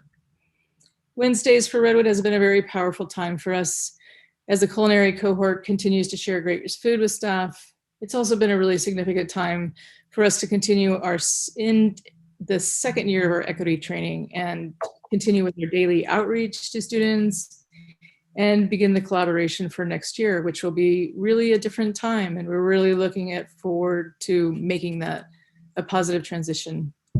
April 19th is the beginning of our last grading period, and we'll have 30 new students coming in, many of which who want to come on campus. Just wanted to say thanks for all your support always for the small schools. Thank you, Stephanie. Moving on to EPAA. Okay, good evening, Superintendent Leach, Board of Trustees, and Cabinet. We have completed Operation Back to School in April, which has been an incredible effort. I am thrilled about the work that our team has done with the personal phone calls, the invitations, creating a beautiful campus to come back to full of balloons and banners and even quite a few Adirondack chairs. That's what you do when you have what we call our concrete jungle, and making it a warm and welcoming place for kids to be able to eat 6 feet apart. I cannot say anything without special thanks to Vice Principal Joanna Ho, custodial team Cecilia Aguilar and Marcus Bridges, tech extraordinaire David Duvall, campus aides Cicely Brewer and Terrence Randall, manager social services Marco Calderon, and then our RJ coordinator Serena Hafoka. It's super important to acknowledge that this would not be possible without that classified staff going above and beyond, not just making it look like a beautiful welcome back in April, but also to feel like it was really funny to walk into classrooms and see these kids for the first time hiding behind all the plastic and such and say, isn't this funny to see so many adults pumped to see you? They were kind of, embarrassed by how excited we were. We acted so crazy. I don't know if I've ever been so excited to see teenagers in my life, but it was real. It was so real just you gotta stop yourself from wanting to hug them. They're already weirded out by our excitement and giddiness, so it is what it is. 25% of our students did request to return. I think the challenge is Ravenswood isn't back yet. A lot of them are doing childcare and actually working to help pay the bills these days. Of those 25%, only 77% have been coming regularly. So we'll see if that improves as Ravenswood is coming back to school. So I'm pretty excited about that, which is different, right? Normally we have 94, 96% of our kids. Thank goodness they are doing it through Zoom. So it's not all, all is not lost. Having students on campus looks really interesting. If you go in right now, it's a little heartbreaking to see teachers behind that much plastic. And it's so funny because they'll turn and say, what about you guys in the room? What do you think? Give me a thumbs up. So they're really trying to bridge that huge plastic gap. And then it's nice because you could see that some teachers said, oh, I'm having them work async at home, and then the others were with them in those same chairs, just trying to make some physical connections with students outside, because it really is a matter of wanting to be with your students. It's really tricky. Having students on campus has been, like I said, a wonderful thing. We started with grade levels one at a time, which was really good practice because there were some snafus, as we all saw with our beloved front line, but we figured it out, and it is quite efficient in the end. Wednesdays continue to be the busiest day for the week. We have 2 hours of staff PD every week. Then we do department planning in collaboration with contractors, district-wide colleagues. The Algebra and Geometry Project is one example. We have our club meetings, our intervention time, and et cetera. So those continue to be very productive days. I think that what is most exciting is being able to do all school activities like movie night, which was a great success last Thursday night. If you'd like to see photos, let me know. College signing day is coming up soon, which will be super exciting for EPAA because we have a huge number going to some really competitive colleges that we're so proud of. And coming up soon, you're all welcome June 4th, Friday, for hybrid graduation. It's going to be part outdoor, part drive-in at the RMS Chavez campus. So thank you all, and we hope to see you around, and please feel free to visit anytime. Thank you so much. Next is Tide. Thank you. We have been open since October of 2020. We've had 2 hubs running. It's been wonderful. We've been happy to have students back on campus. It's been wonderful the last few weeks to have 25% full capacity of our students back on campus, and we're preparing for 50% coming up. We have happy kids, we have happy staff, they're happy to be together. It's been lovely to be a witness to the joy of coming back out of, I don't know if it's out of a COVID, but out of a pandemic, hopefully coming soon. They've enjoyed lunch together. They have followed all the rules of social distancing. The connectivity, not only to each other, but to literally the internet has been huge. And that was really important starting back in October of 2020 for us. We have safely reopened our game room so our kids can play at lunch, which has been wonderful. We've hosted a virtual CTE symposium, which was well attended. Our kids were super engaged and involved. I'm thankful for our partners in the workforce who participated in that project and in that opportunity for our kids. And Wednesdays have always had our hubs continued. So we don't do asynchronous completely on Wednesdays. We always have our hubs together to make sure our kids have food security and connectivity, and that we're all together. And so it's been a really, as far as I'm concerned, successful opportunity to reopen, and we look forward to bringing back 50% starting, I believe, next week, if not the week after. But it's been a joy and a pleasure, and thank you for supporting our process. Great, thank you. Moving on, we have Woodside. Hello again. The major focus of welcoming students back to campus for the first 3 groups of 25% has been focused on the non-academic means to academic success. And so we focused on belonging. An example is a freshman English teacher made name tents, because while students have seen each other in this kind of Zoom setting, unless you've met somebody before, they need the name tent on them. And so the freshmen had their names on the front side of the tent, and then the teacher asked students to write a response on the inside of the tent to the teacher about how they were feeling. And so this is from a freshman. Since we value student voice, I'm going to use it. She writes, Rachel, this all feels amazing, but also totally strange. I love seeing people again. I have already made some new friends, but really strange to be in a classroom or even eat lunch with other people. But most of this has been positive for me. I am loving school in person. So thank you to that freshman Rachel and to her freshman English teacher for sharing that. The numbers at Woodside for return to on campus was only 33%. So of our 1,800 students, 600 have opted in, which means about 150 a day. I think the best thing that will happen is when we get up to 50% on Monday, because then there will be a there. So that 300 kids on campus, we're really looking forward to. Of the 33% who opted in, those 600 kids, they did not mirror our school-wide demographics. The Hispanic population opting in was down 12% over school-wide demographics, and the white Caucasian population was overrepresented by 23%. So the return to campus has not been equitable in terms of ethnicity. The things that worked on campus were the classroom readiness checklist that teachers committed to, so they were ready for that first cohort that came now a Monday ago. The tech crew and the use of the tech help, get help tickets so that classrooms were ready to go. At Woodside, we did an early rollout for the Frontline, which is the student check-in app, and we used it at the SAT. So juniors knew how to do it, and we also used it with our athletes checking in the week before. So we had a smooth rollout with Frontline. The biggest issue, if a student couldn't get on Frontline, is because they were from another Gmail address and not their SEQ address. So each cohort has gotten smoother and smoother. In Shared Decision-Making Council on Monday, teachers shared that the setting, being back in their classrooms, was both more productive and informative for a focus on return to 100% in the fall.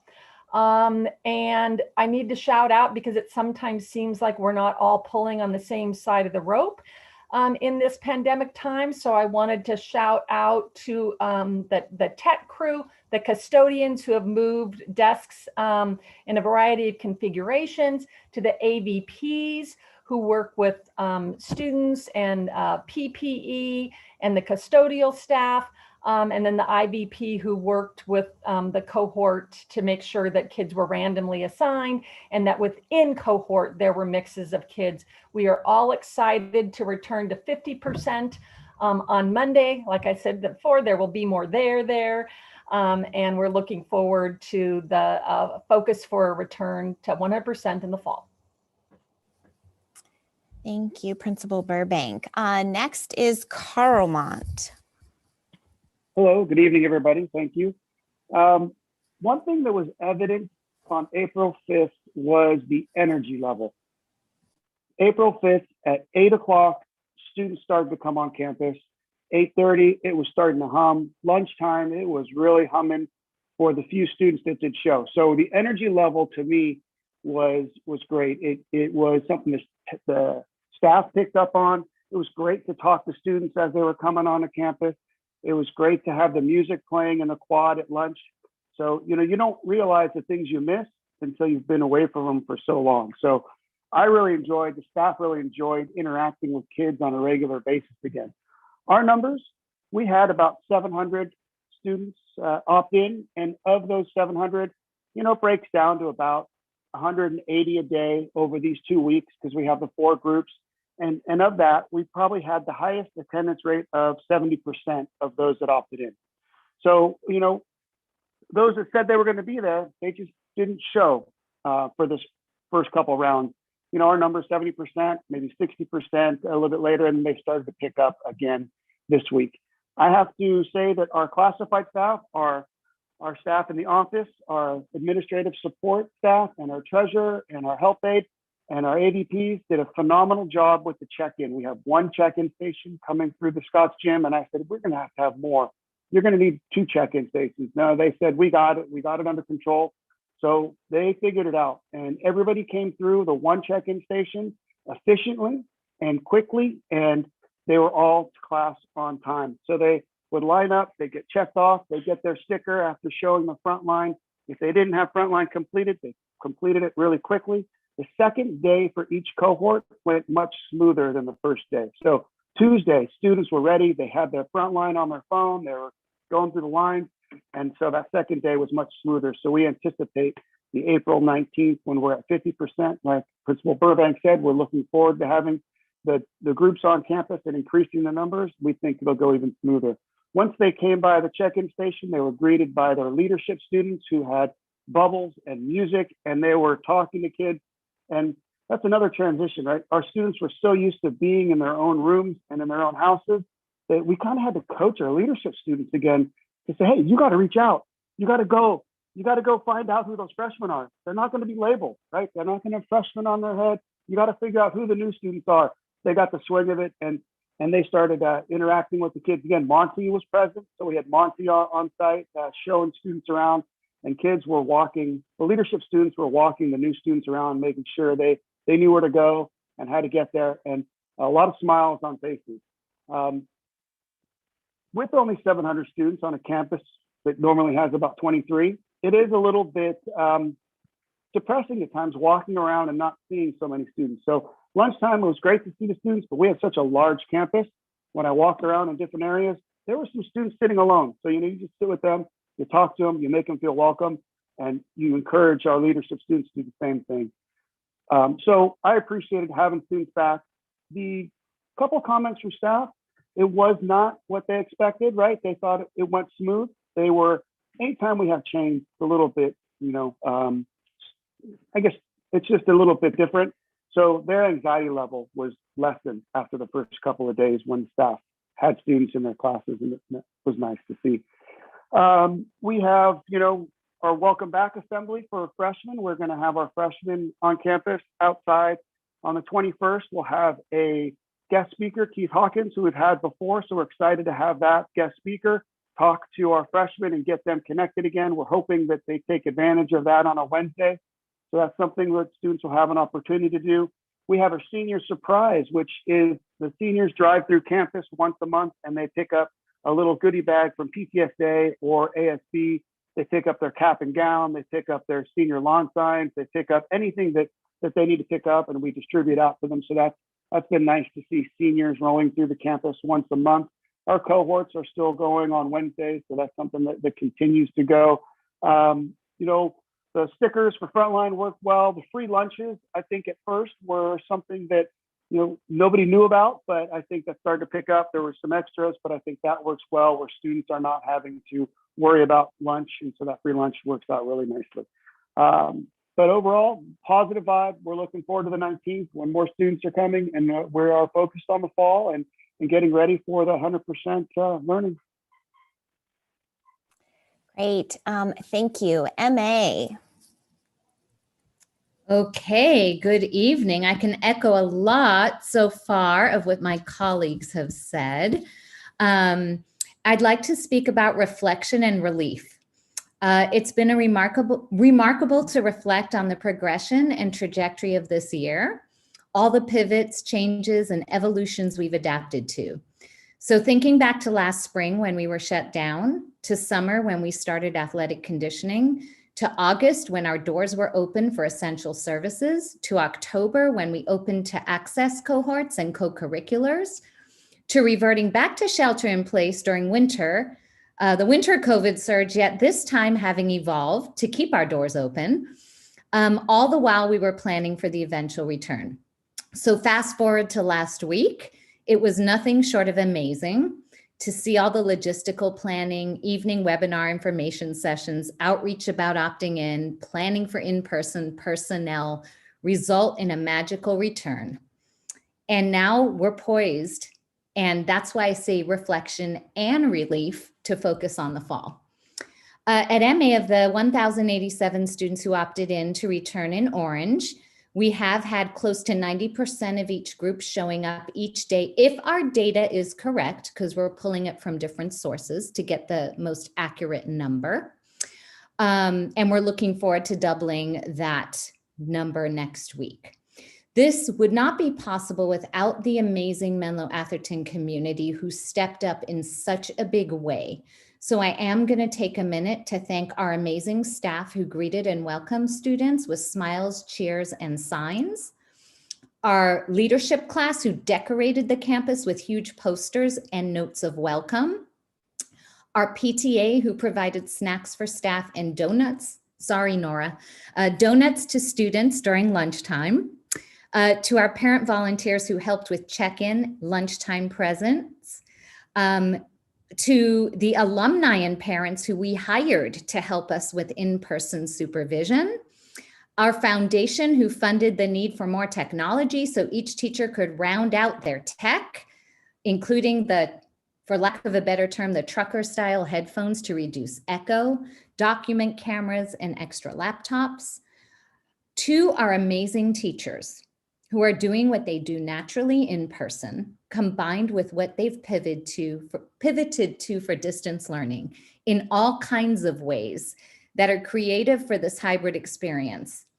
While they're also building community for both roomers and Zoomers, because I just want to remind everyone, we have over half of our student body who is Zooming in. So we can, well, more than that on a given day right now, but we have the majority Zooming in.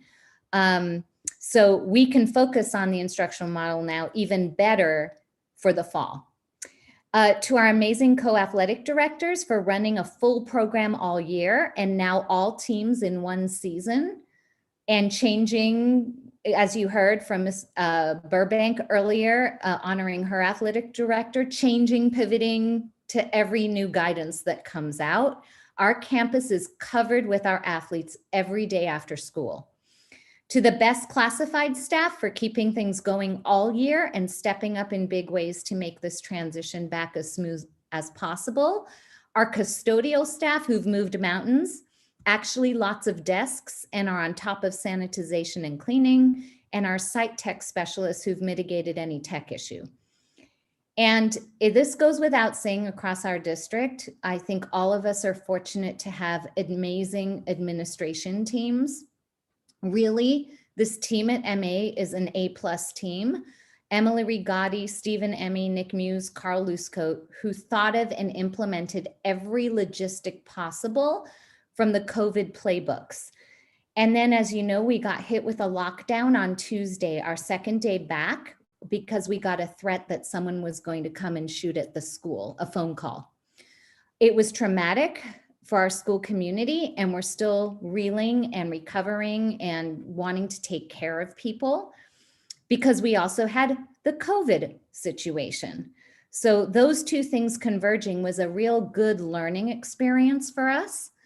But I also feel like we were so well prepared, having practiced previously and following all the big 5 protocols, that we were able to coordinate with law enforcement and get through that nerve-wracking time together and keep everyone safe.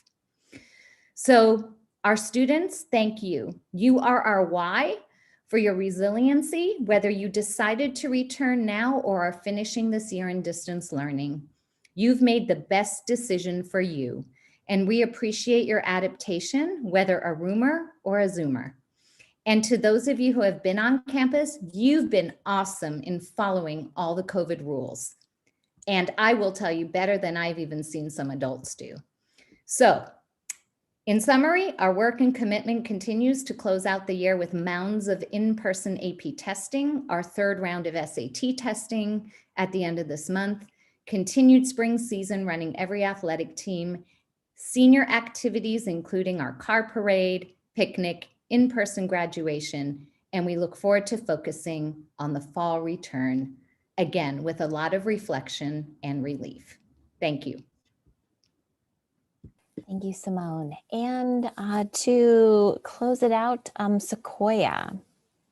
Thank you, Superintendent Leach, and thank you, trustees, for giving us an opportunity to present today. I really appreciate it because there is so much to talk about. There's a lot of, I think, work going on. We're very much trying to focus on the fall with everything that needs to happen between now and then, but it is cool to take a step back and I think show off what we've been able to do in the last year, but really over the last couple months in particular, getting ready for the return. I've got some quotes that I overheard the first week, or these were like the first couple of days. My favorite one was, "Hey, these mozzarella sticks are good." I also liked somebody pointing out that I had a really cool mask one day that I wore. I was excited about that. I heard a kid say, "Hey, you got Miss Shimmick today? She's awesome." And then there was a nice older kid who took a younger kid to the A wing. "Follow me, I'll show you." And then there was another kid I saw. I didn't know if she was alone, she needed a friend or whatever. And she just said, "No, I'm not lost. This tree is just a really nice place for me to wait." And then, of course, we've been using a sticker system to identify students who have been able to who met their screening. So the first thing you do, you go through the screening in the morning. I know some schools are like double wristbanding. We're just a sticker, and it's a different sticker every day. Lets everybody know, and we've got a lot of colors. And so there was this one kid I heard say, "Gold stickers, that's the drip."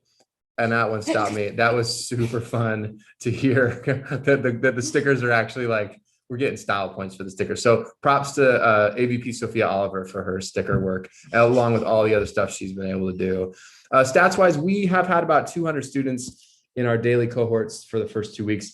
Like almost like clockwork, between 19 and 22 kids have not been showing up each day. That's about what it is, consistent what it's been. Looking forward to to doubling that when we go into just the AB cohorts.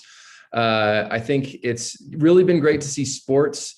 And I think taking this idea that sports have to be competitive and kids are playing for a CCS spot, and there's this like intense focus on winning and looking like you're a professional athlete, and kids instead, what I've noticed when I visited a lot of games and practices, is kids just having fun.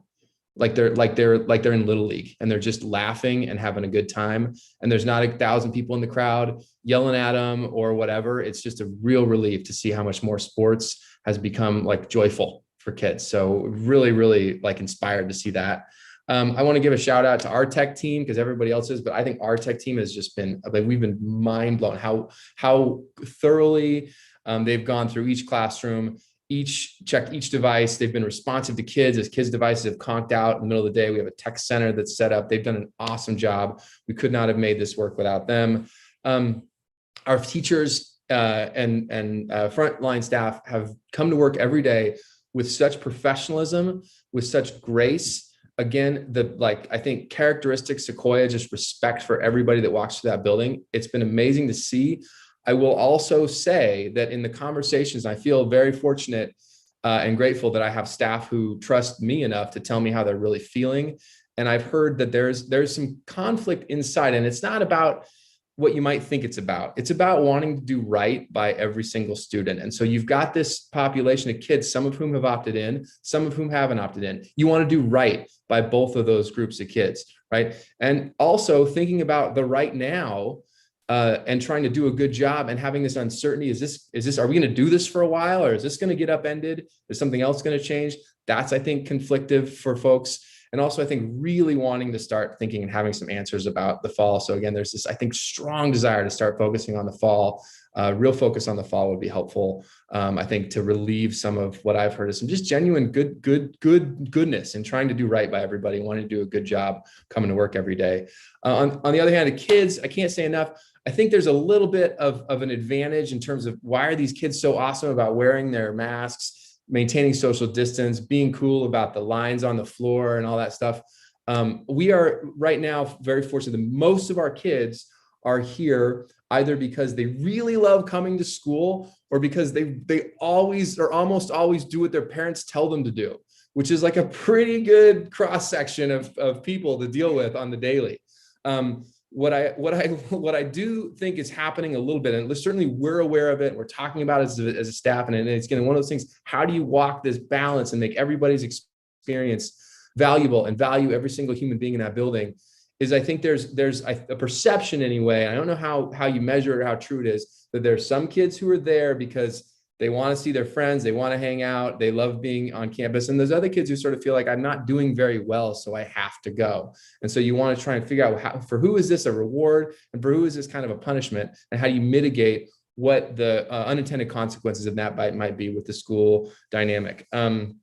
Again, I think we're also really focused, ton of work that goes into graduation. I don't know if everybody on this call realizes what a major undertaking that is. That's a huge thing we're working on. And again, we have it down to somewhat of a routine, but this year, of course, throw out all the rules. We got to do a whole new program. We're putting together a senior activity. It's not a prom, although that's what the kids want to call it. It's going to be outside. It's going to be fun. We're going to do a movie night, and we're going to do a couple of other cool activities to make sure that there's this community that we can build to the extent possible. So really happy to share this all with you. I solicited remarks from my staff, just their reflections. I'm going to take names off that, but I will share those remarks with the trustees. I pulled a lot of what I'm saying out of there in summary. I don't have time to go over everything, but it's again sort of revealing, I think, some of the prevailing attitudes among the folks who make up our district and who make up our community. So thank you for your time. Really appreciate it. And thanks to all my colleagues, my admin team, and thanks to the other principals, because nobody else is going to give you a shout out because you're the ones doing the shout out. I'll give it. You guys are amazing. I'm so inspired to work with such an awesome group of site principals. So thank you. Thank you, Sean. President Sarver, I'll turn it back over to you and the board to ask any questions. Okay, thank you. I think if the board has clarifying questions before we take public comment and a quick review of correspondence, we could do that, but then we'll come back for in-depth board questions, comments, any direction anybody wants to give. But Shanice, I see your hand up right away. Yeah, I just wanted to thank everyone for the report. I'm really excited that we were able to try school. And so I know it was a heavy lift, and my heart was broken that not everybody, everybody was in their own transition space and feelings. And so I just want to say thank you for taking a chance on trying to get back to normal as much as normal can be. So I wanted to take a big thank you for that. I know for myself, my kids end up going back. I was actually on the fence whether or not I should send my kids back. And my daughter said, if you don't send me back to school, I'm going to sneak out the house to go to school. So I felt like I would be a bad mommy if I didn't let her go back to school. So I let her go back. So thank you all for welcoming her and my son back to school. I was up there to drop off some paperwork, so it was amazing to see. In my kids' own words, it was a little weird, but it was okay. As we get back to normal and all the lessons that we're going to learn this spring, it will feed our summer and our fall, and it gets us one step closer. And we know transition takes a time, and there's this gray period before you get back to normal, and that's kind of where we are. And as Brazelton says, sometimes when you're in this transition, Brazelton is a baby MD, big time MD, and he says that's time when we get disorganized. And if we just embrace that and ride the wave, we can figure this out. So thank you all for riding the wave and being uncomfortable, all of us, including myself, as I cried, as I dropped my kids off, as if it was the first day of preschool. So I am just really excited that it did happen. And for those students who decided to stay at home for various reasons, I'm glad you're still with us and that you're hanging in there. And so we hope that the fall will be a different story. I think the other thing I just wanted to say is I know it takes a lot to do administrative work. There are things that we cannot see as parents. And so I know it feels like we should just rip off the Band-Aid and just do it, but we know it takes a lot more to orchestra, and it's a lot more art and math and all those kinds of things. And so I want to just take the time for the administrators, for you guys to know that we appreciate you leading the sites, and all the classified staff who showed up, was smiling. Thank you so much. I know, let me speak for myself. I know there are details that I know nothing about that you all remembered. And so I want to thank you all for that. And as we work towards the fall, I look forward to moving towards a way of trying to create a welcoming environment for the fall. Thanks. Okay. Again, if there are real clarifying questions to the presentations, let's do that. Otherwise, I'd like to hear from the public before the board gets further into it. But thank you. So we've been in the habit of reading through all of the correspondence on the topic, and quite frankly, a couple of things. One, it has been to demonstrate to everybody that we are hearing and reading and picking up on the correspondence that is coming in. As I mentioned in the earlier public comment presentation, I got 75 pieces of correspondence in there before I went into meeting mode for the rest of today. And there have been a handful more that have come in I haven't had a chance to look at. And they are all recorded here. There's two things about it. One is in recording them, I edit out all of the redundancy and just get the different points that are raised. The second thing, on glancing what's here, and it's there as an attachment for the agenda. There is a lot of it that goes straight to the divisiveness that has been talked about many times in this meeting already and many times over the past month. And for that reason, I don't think I want to go through and read it all out in public again right now. I have tried to actually limit the antagonism and divisiveness that was present in some of the correspondence. And there is kind of a theme that goes through a lot of it, which is that the author of the correspondence is part of an informed group that has the facts and needs to be listened to. And there are other groups that are uninformed and not working from facts that the board is being unduly influenced by. And that theme is still present in what's here. And I invite everybody to go back later on and read through the correspondence and get a sense of all the things that the board is hearing. The board needs to value the input that comes in correspondence, in public comment, in out of meeting conversations from everybody, and to try to interpret from that what is really in the public interest and what is broad and fair and equitable, and what is in the best interests of the ability of all of our stakeholders to be able to collaborate together effectively to move forward. It is always an effort for the board to try to ferret out the constructive ideas that can help us move forward from correspondence or statements that are denigrating to the opinions of others or to the values or the needs of others. Because it is the responsibility of the board and of each of us to try to ferret out all of those needs, all of those values, and honor them all in a balanced way. So for that reason, I'm not going to read out loud a lot of this. There's a lot of good ideas. There's a lot of things we're thinking about. There's a lot of things that go into all of our work. But trying to place any one group ahead of another and undervalue the needs of the other is not something this board is in the business of doing. And it's not something that we intend to be pushed into by any of our groups.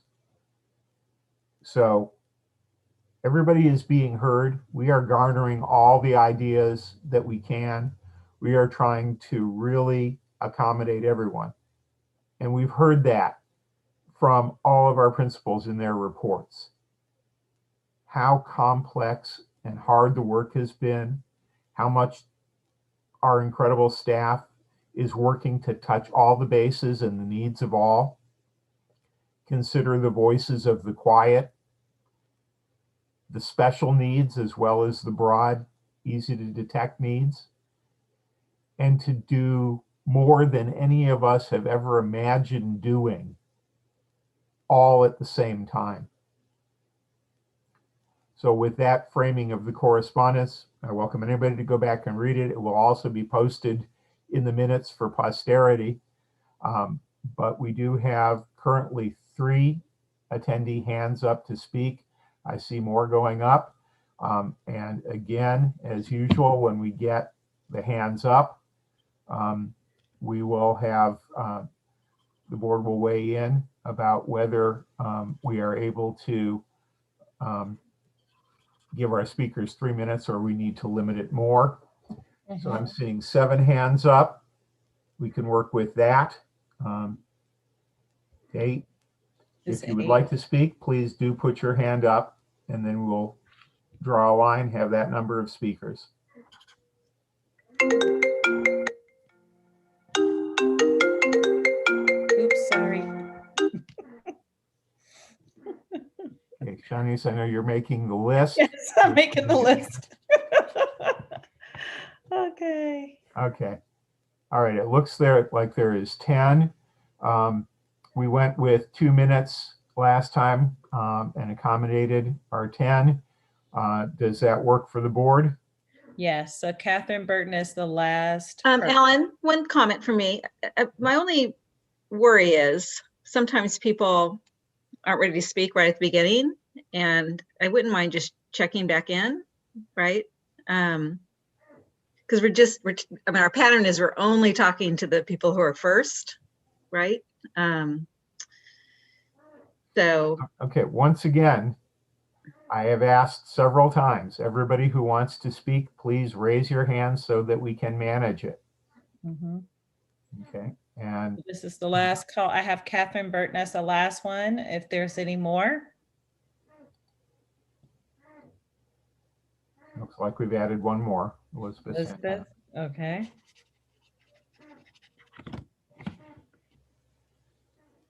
Okay, let's go with that list. And okay, so Elizabeth is the last one. So we're gonna go with Kat.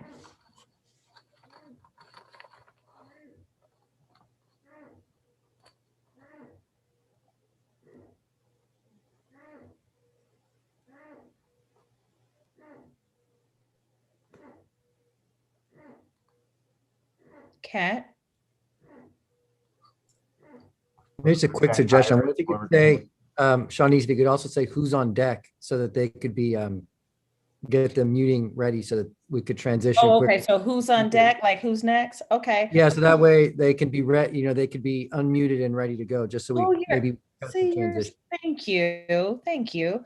It will be Kat first, Abigail, and then Leticia. I think that's how you say Leticia. Leticia. I'm sorry. Yes. All right. Hi, my name is Kat Kier, and I've been a teacher at MA for 10 years. My colleagues and I have been working harder this year to adapt to everything than any other year in our collective memory. And we've continued to shift and adjust and accommodate as situations change. And at this point, with just weeks left in the semester, I am begging you to please not make further changes to the schedule or number of students. I'm exhausted mentally, physically, emotionally. I haven't even had the chance to meet every student in the groups that, haven't come on campus yet. And I'm asking you to please just let us finish the year. Consider the custodial staff, the campus aides, the IAs, the secretarial staff, all the people who have to adjust the logistics when these changes are made. These people have been on the front lines making this return to school happen, doing what President Sarver earlier tonight called, quote, a mountain of thankless tasks. Their efforts have allowed the return to happen smoothly. And for them, please do not make further changes. For me, I love having students in my classroom. I love having former students pop their heads into my room to say hi. And I genuinely have no problem with the concept of having more students on campus or in my classroom. But the idea of making more changes at this point and explaining those changes to students and adapting the curriculum further and changing the breakout rooms and tracking who's supposed to be where, and that's just my part of it. The idea of that makes me sick to my stomach to even think about, because I hate that I even have to say this, because it seems so logical that we just don't. We're still working on the rollout of the first decision. And come fall, if you want to put 50 kids in my class and have me tap dance while I teach, fine. But for now, please just let us finish the year. Okay. Abigail and then Leticia, I think it's the name.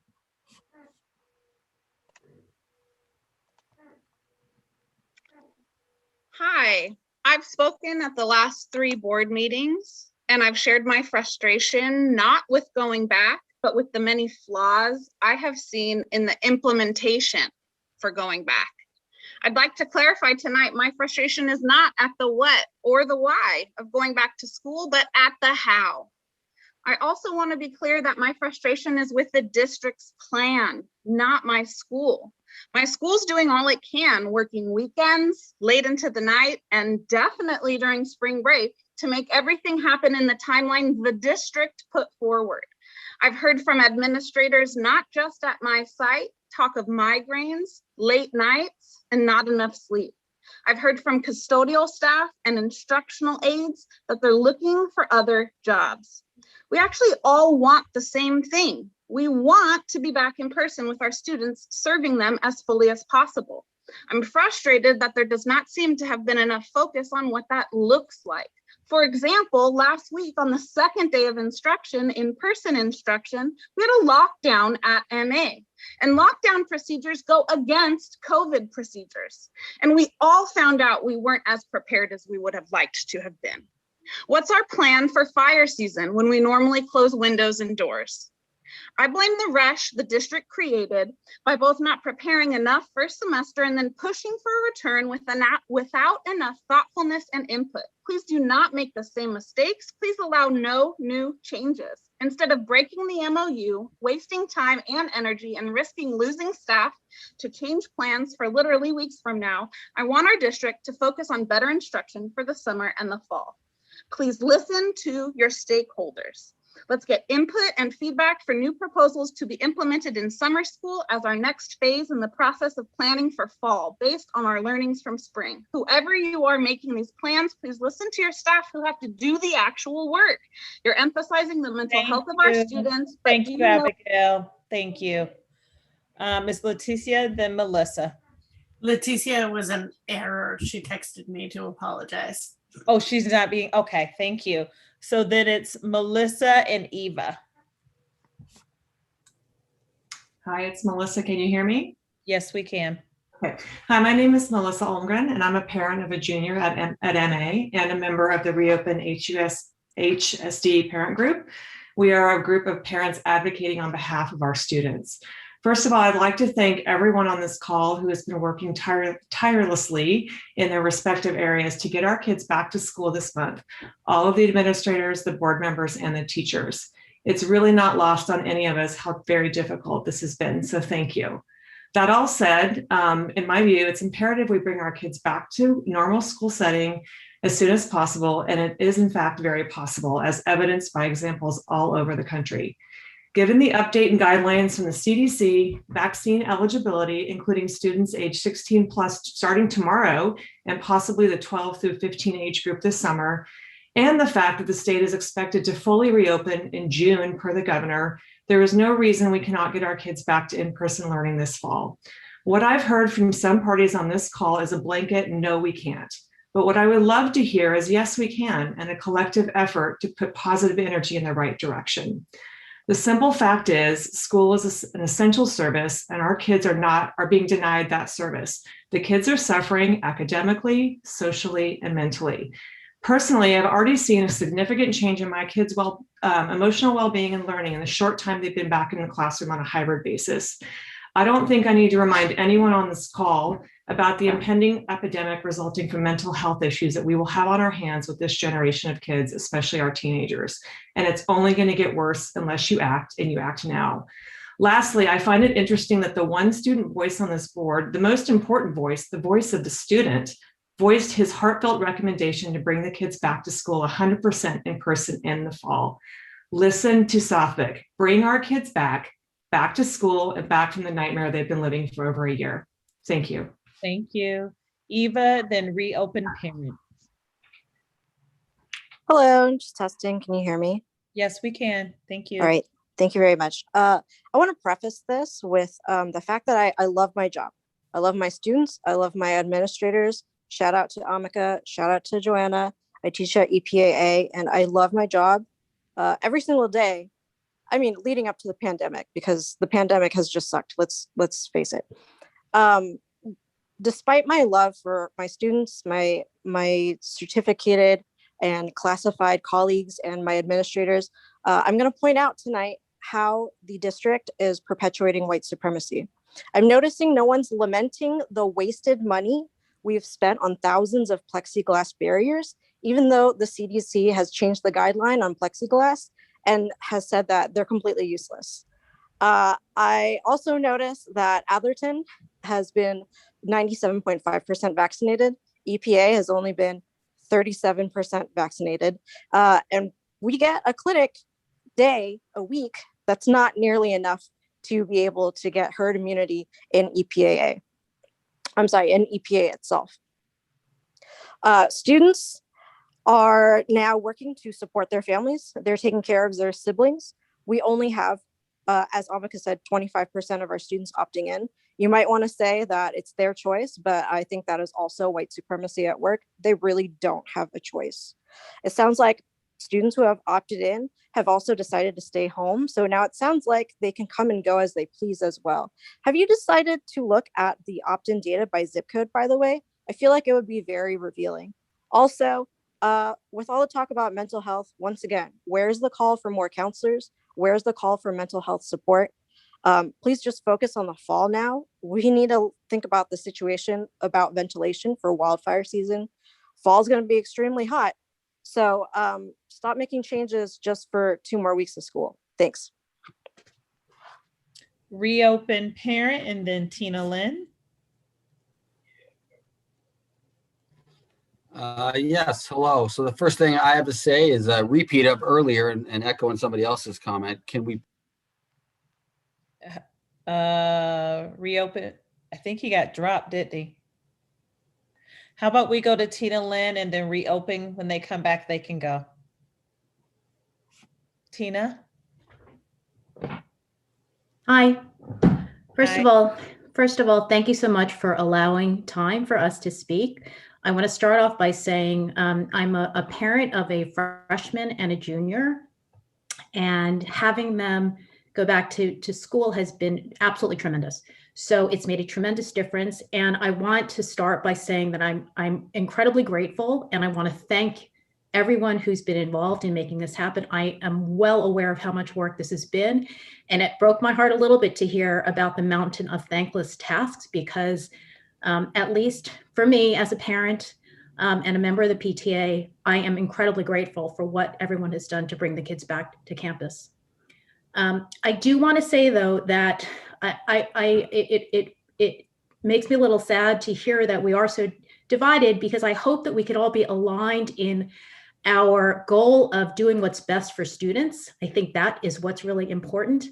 And I would like to echo something that I heard at the beginning of this meeting when I joined, which was the voice of the student, which was what Safik had to say. I really hope everyone will listen to what Safik had to say.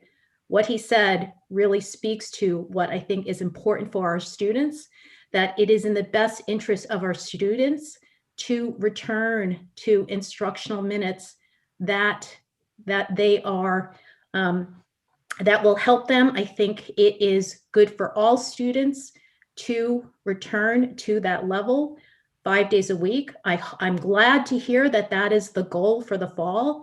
I really hope that is true. I've heard some comments that make me think that perhaps, not all parties are on that same page. So it really heartens me to hear that the goal of the district is to return to full-time instruction 5 days a week for our students. And I really hope that is something we can do. Thank you very much.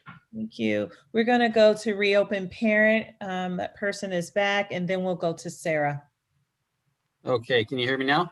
Yes, we can hear you. Yes, okay, thank you. So I'd like to repeat my earlier comment, which was, can we please listen to Satvik, echoing others, listen to the student trustee. He is the voice of students. Students are why teachers exist. Students are why a board of trustees exists.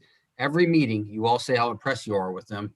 He asked for more in-person school now, this spring. Please, let's listen to him. I would also like to comment about the roles of the board and the union. I am not hearing the word students much from President Sarver in his comments talking about stakeholders. One of the major responsibilities of the board, according to your mission, is to provide community leadership as advocates for children. On the other hand, the union's mission, the leadership, the stated reason they exist is to be exclusive representatives of teachers. That's their job, to negotiate for their members. Their primary role is not to advocate for students. That's the board's role. The two sides come together to create a balance, but you need to do your job, which now includes utilizing the 3-foot rule and providing clear direction and leadership, because union leadership is very good at their job. They really are. You're seeing their work on full display tonight with all the comments coming from the talking points they have prepared. They are a professional negotiating entity and very well organized. I want to go back to what the heart of the discussions were just a few months ago, when it was all about ventilation and vaccines. Those were the reasons given for not wanting to reopen. Those were very valid topics. Being tired is not. Not wanting to bother since there are only a few weeks left is not.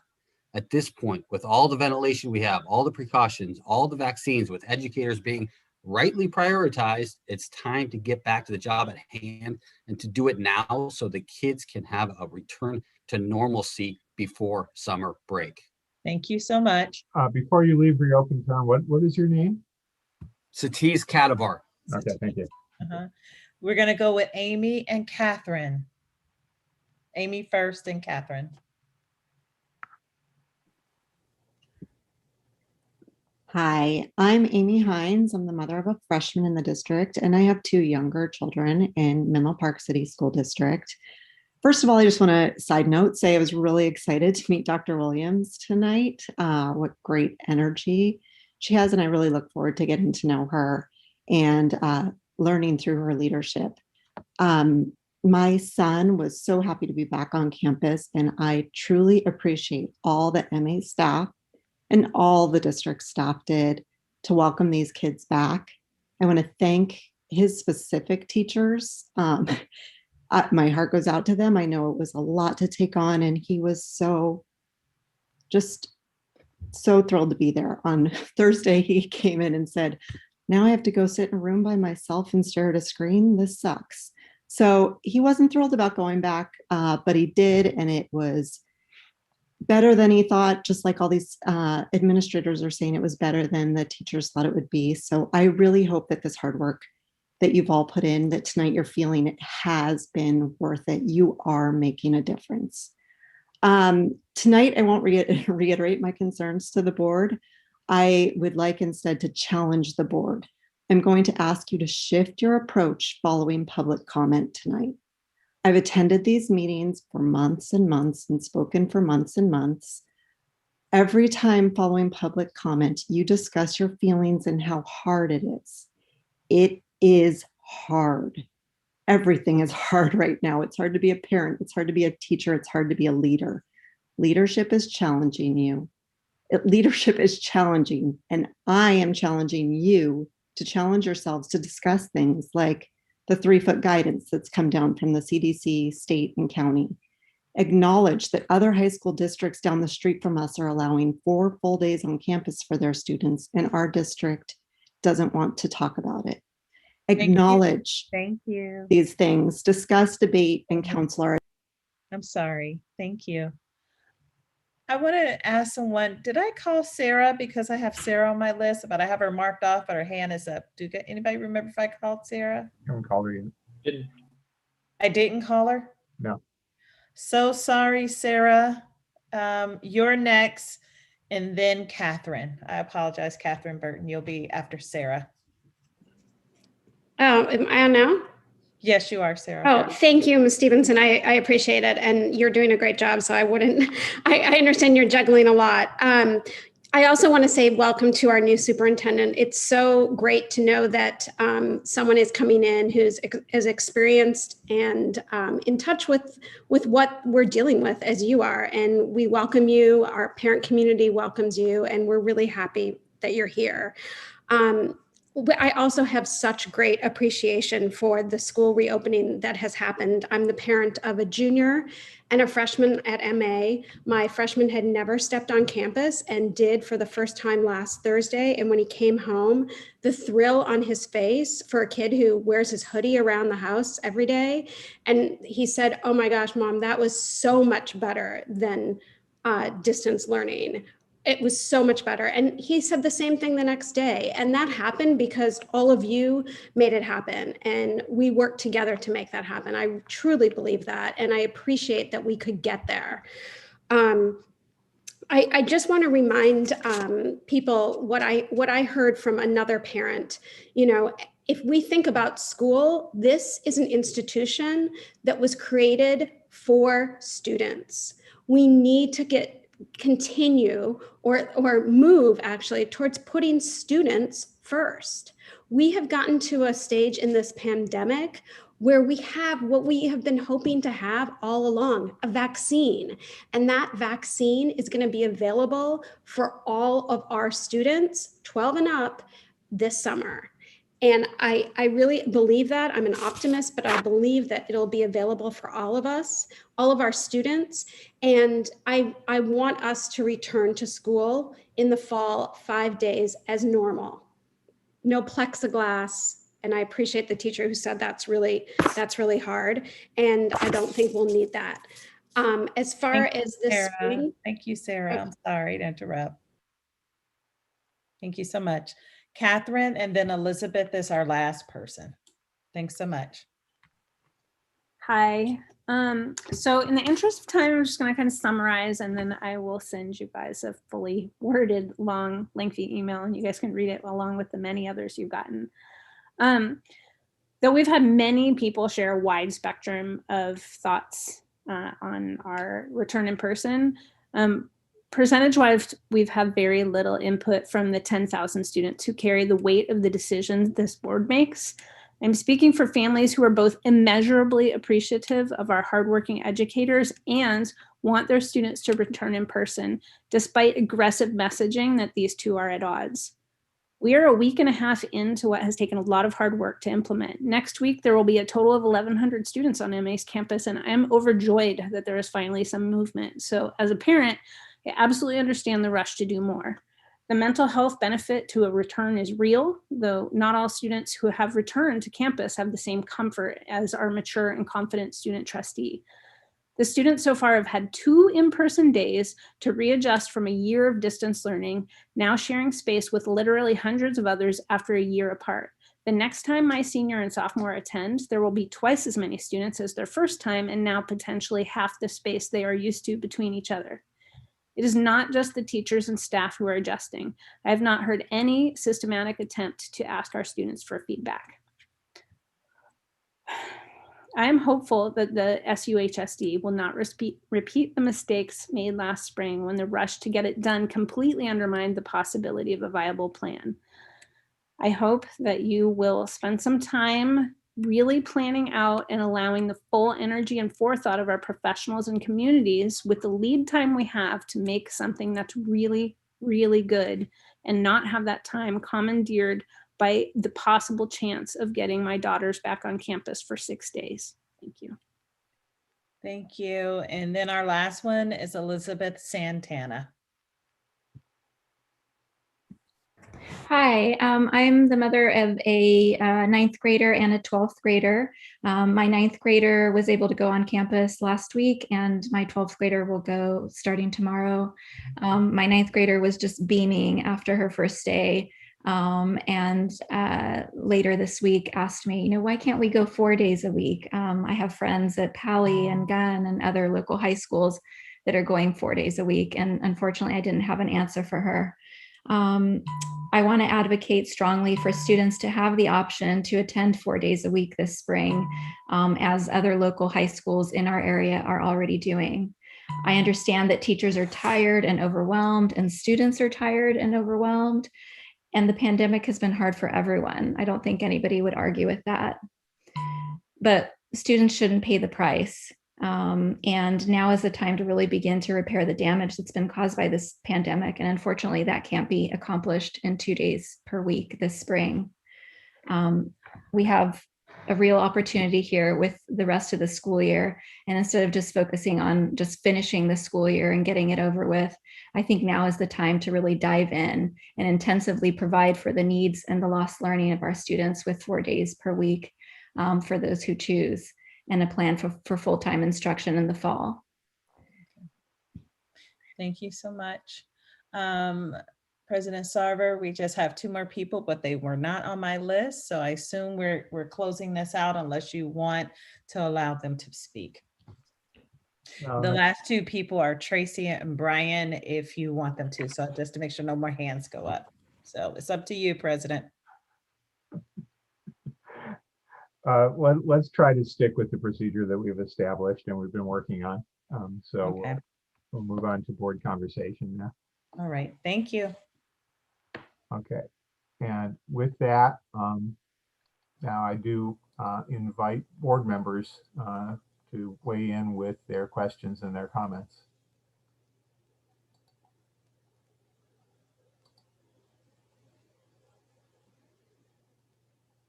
Anybody ready to get started? Put up a hand and I'll call on you. There's Carrie. I really want to hear from those 2 speakers. But I'll defer to your. I really feel like sometimes people need to sort of think about what they want to say, if it's only 1 or 2. But anyway, I need to gather my thoughts a little bit more before my comments.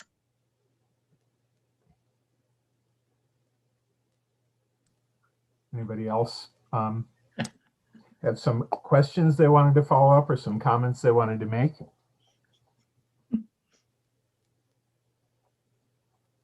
Oh, there we go. Okay, I see Chris's hand up. Go ahead. Oh, but I was going to defer to Rich first. I think to some extent it's hard to think of original things to say at this point. We're hearing many of the same arguments that we've heard before and concerns. It is, well, one, I think I'm hearing, it was refreshing to hear from the principals in particular and our superintendent, the clear message that our focus right now is, and expectation is, that we're moving to 100% sort of as normal as possible return in the fall. I believe that's a shared goal that's common across the board and district leadership as well. I guess of the people who spoke to us, Catherine Burton's comments resounded probably most effectively with me, and in a sense of focusing on making sure when we get back in the fall that it's a solid plan, it's as effective as possible, and we use the time between now and then to prepare for that. A lot of comments about not an effective plan, or the fact that it's been so disruptive in a sense. And so I guess while all of us on the board put students at the center of our priorities, I think serving them includes coming up with a plan and giving the administrators and teachers time to do that effectively throughout the rest of the year. Sorry if that wasn't as crisp as it should be. Rich. All right, so I just want to say I really appreciate hearing from the school sites. I think that was a great way to do a COVID update. What I do like about the plan that we put in place is that it's a phasing in kind of plan where it starts with smaller numbers and then grows from there. It sounds like I heard an example of one of the sites where first day, some hiccups, second day, way faster. I just think that that we're phasing in is good. Every student got to come 2 days with very small numbers, and next week they'll come with bigger numbers. I like that we did that phasing in. I like hearing things that are working. Some people seem to imply that we should have continued planning longer and longer. I'm happy that we got started. We got started with a phase-in approach and had time. Sometimes you got to learn by doing. And I think that I appreciate hearing positive comments about a lot of things that worked. And I'm excited to see how it can continue to evolve. I do want to say there's a lot of people kind of commenting, comparing us to other districts, saying, why aren't we debating this or that in open session? And I'll just point out that the board did meet in closed session about negotiations, and we had a discussion. I don't know why other districts are doing stuff in open session other than maybe it's not negotiated in their district or it's something different about their setup. But for us, it seems as though the debate that some of the parent comments are seeking like a debate from the board or some sort of action, which is really what is happening in closed session. I just want to set, maybe that will shed some light for people on how, just on how things work for us here. So appreciate the update. Thank you all for coming with your comments about what's going on at your sites. Carrie? I also want to thank the principals for their update. It was very inspirational to hear from you. So it completely changed the tone of our meeting. So thank you very much. I think the question I have, and maybe for the principals or anybody who wants to answer, I am concerned about the divided community we have. I am concerned because this is something we talk about a lot on the SEL task force, that we do have adults who have been stretched to the max, and that, you know, for kids to thrive and to have great instruction, we need to put the oxygen mask on the adults. And so we had a lot of letters today from community members, and a lot of letters from teachers, a lot of letters from parents. And many of the letters from parents are, we have to reopen, we have to do more. Board direct everybody, you know, to go back 100%. And we are planning to go back 100% in the fall. But there are parents who want more right now. But yet there are others that are saying, we need to move slower right now. And we need to take care of the adults. Because that at the end is better for kids. That is how you get the best possible instruction. So I don't know if anybody, this is my biggest concern, you know, and we're going to have a new superintendent starting. What can we do to bring these groups together? One of the things I say is I talk to a lot of teachers and I really try to listen to how they feel. In any ideas, and maybe it's what the board needs to do, but having community meetings. But I really feel that there's an urgency to bring our community together now for all of our kids. And the other question I have, which again, maybe principals can answer, 70% of our kids did not go back. 70%. That is data that we really need to reflect on right now. It's going to be different, I think, in the fall when more people are vaccinated and kids are vaccinated and more parents feel safe. But there's a huge segment of our community that didn't feel safe going back. And we cannot ignore that. So anyway, I don't know if anybody has any words of wisdom around those things, bringing our community together, and why did so many of our kids not go back? Carrie, I want to give some feedback about the why, because rightfully so, I was looking for the parent's name because I do read everyone's email. And I think I said a couple of meetings ago, I said, I feel like we have two different communities, one who want to go back and one who can't come back. And someone corrected me and said, no, there's a third group. There are people who want to not come back, not because it's safe, not because they have life circumstances that require them to be at home. They said the third group was, we just don't agree with the model. And so they decided to keep their kids at home. So there are three groups, and I stand corrected on that. And I want to publicly say that. And so that tells me people are wanting things to become as normal as possible. And that means, you know, more days, more instructions. They value their teachers. And so some people opted to stay home because of that, particularly the parents or even the students themselves. So I want to put that out there because I didn't realize there was another group out there. And so I stand corrected. About this division, I've been really wrestling with this the last few meetings because, you know, it just goes back and forth. And to me, it just tells me that we have different groups with different attention. I do disagree with some parents that they feel that the union isn't there. They're advocating only for their teachers. I don't think teachers come in thinking that their population is not to teach students. I think that's exactly why they came here, is to teach students. So I don't know about nobody else. I came here to work with students, right? I want them to work with students. And so I don't want that to miscolor who teachers are and all of that. I do think sometimes, no disrespect to you, Edith, if your screen was on and your beautiful face was showing, like you're just a fierce advocate, right? And so that doesn't always feel good because they're advocating on the how is different than what the parents' how is. I do think we need more voices of the students and not what parents want to tell their students, but what students need to say, right? I'm a parent. I just told you my story. I was on the borderline. I want to keep my kids at home. And when my kids said, I want to sneak out the house to go to school, then I'm like, well, maybe I should rethink how I feel, right? And so I'm trying to balance that of like what I want and what they want and all of that stuff. I think a lot of this, and this is where we can have discussion, it's just that I think we are literally going through a crisis and everyone's worried about their kids and their health. And it's hard to reconcile when you think everybody's your enemy, and we're not. And that some things are protected from confidentiality.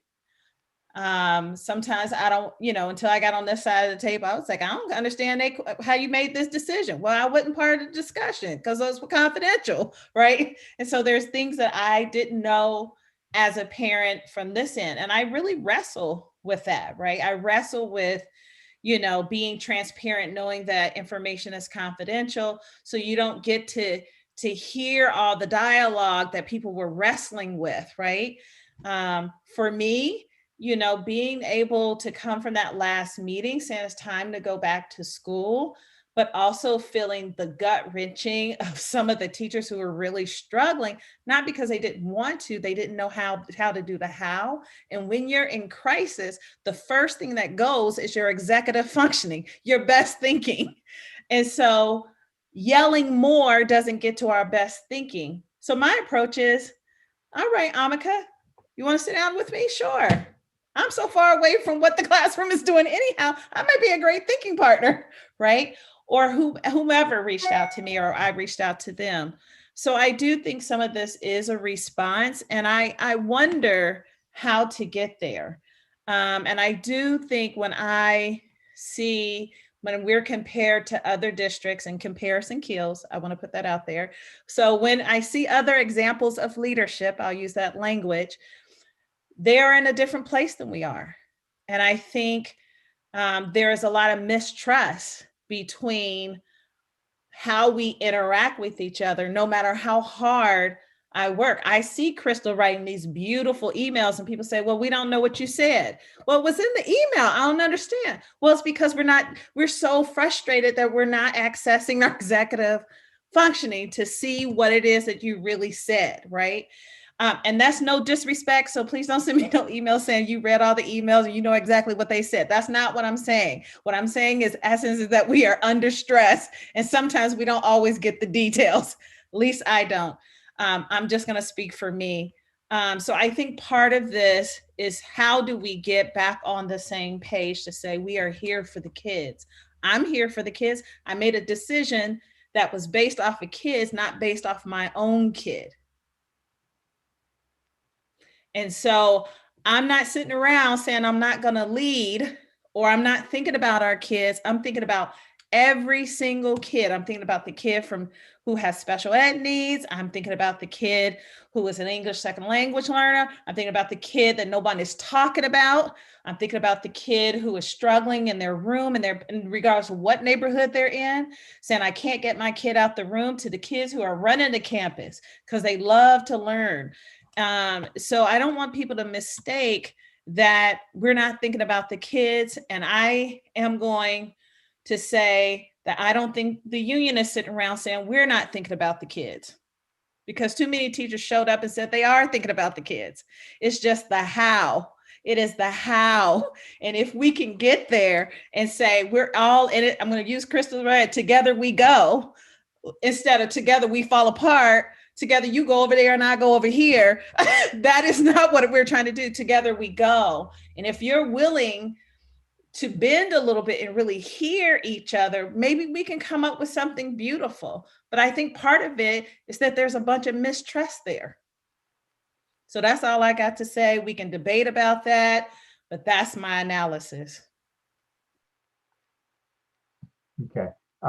Chris, before I come back to you, I'll take a little shot. So first of all, I really do want to thank all of the principals for the presentations you made, and much more to thank your incredible staff for the great work that went into the presentations you were able to make. And the most common theme that I heard across all of that was how much better things went than people expected. The reports that came from all the different people around your campuses, the kids that were more excited than they expected to be, the teachers that were more excited and happy with the way it worked than they expected to be. The fact that a campus that was hit with a crazy call out of the blue that led to a lockdown, and discovered that our training had prepared us to find a way to muddle through a whole massive lockdown procedure under a whole different COVID set of guidelines, and have the flexibility and the skill and the preparation to pull it off. The ways in which everybody has been planning like crazy, implementing plans, preparing and rolling it out. This is tremendous outcome. And I've heard from not only your reports, but the comments we've heard about the ramping up aspect of things, that we've brought in first groups of students, and we're taking a next step on Monday to bring in greater combinations of them, more at a time. We've got enough information, I believe, to find out pretty clearly just how many classrooms on each campus have more students opted in and enrolled in a given class than the number of students we expect we can accommodate with our current configuration of the classrooms. I hope that we can, look at those limited number of classrooms, put some numbers on them, and say, these are the few problems logistically that we need to solve to be able to get all of the kids who have opted in class 4 days a week. Now, I don't think we're prepared to do that in our second iteration next Monday, but I hope we've got the data access to look at that and figure it out and get it done in a near future iteration. I think it's going to be a really valuable part of our ramping up to really be able to get them all there. It's, a third or so across the district that have opted in. It's under 50% at our most highly opted in sites, and it's 20% or less at our least opted in sites. So with that 6 foot limit that we've already prepared for, it seems clear that the vast majority of our classrooms, the vast majority of our class periods have the physical room under our current configuration to handle those that have opted in. If we find those exceptions and work on them, then we can take care of those kids and give them that maximum that we're talking about. I think that's work that we're capable of doing without upsetting the apple cart and asking everybody to really go off and rethink everything and go to another whole bunch of work. I think it's fully implementing the plan that we've launched upon. In all of the correspondence that I've read and worked over, I have not seen a single email yet from a family that said, hey, I opted out based on the information that I had when I was asked, and now I really wish that my student had access to the campus. Please reopen and let us opt in once again. I've seen lots and lots of emails from families that opted in saying the school district needs to go and do a whole bunch more work to make a whole bunch of other people opt in and join us on campus. I invite the families that really feel that they missed the opportunity or they made a wrong decision or conditions have changed so much that now they want to opt in. Let us hear from you directly that you want to be added, that you want to opt in. And we can get a feel for the students that really have come to feel that there's much more benefit to be gained out there. And we can look at what it would take to be able to serve them. If it's a huge avalanche that needs us to rework everything, that gives us a real sense of how difficult those working conditions are and what we would need to tackle. If it's a small dribble of additional people that say, well, maybe give it a shot, or maybe the need is greater than they thought, or the balance is different. Maybe there's a small amount of adjustment. Maybe there are gaps there actually where students opted in, but they haven't been showing up.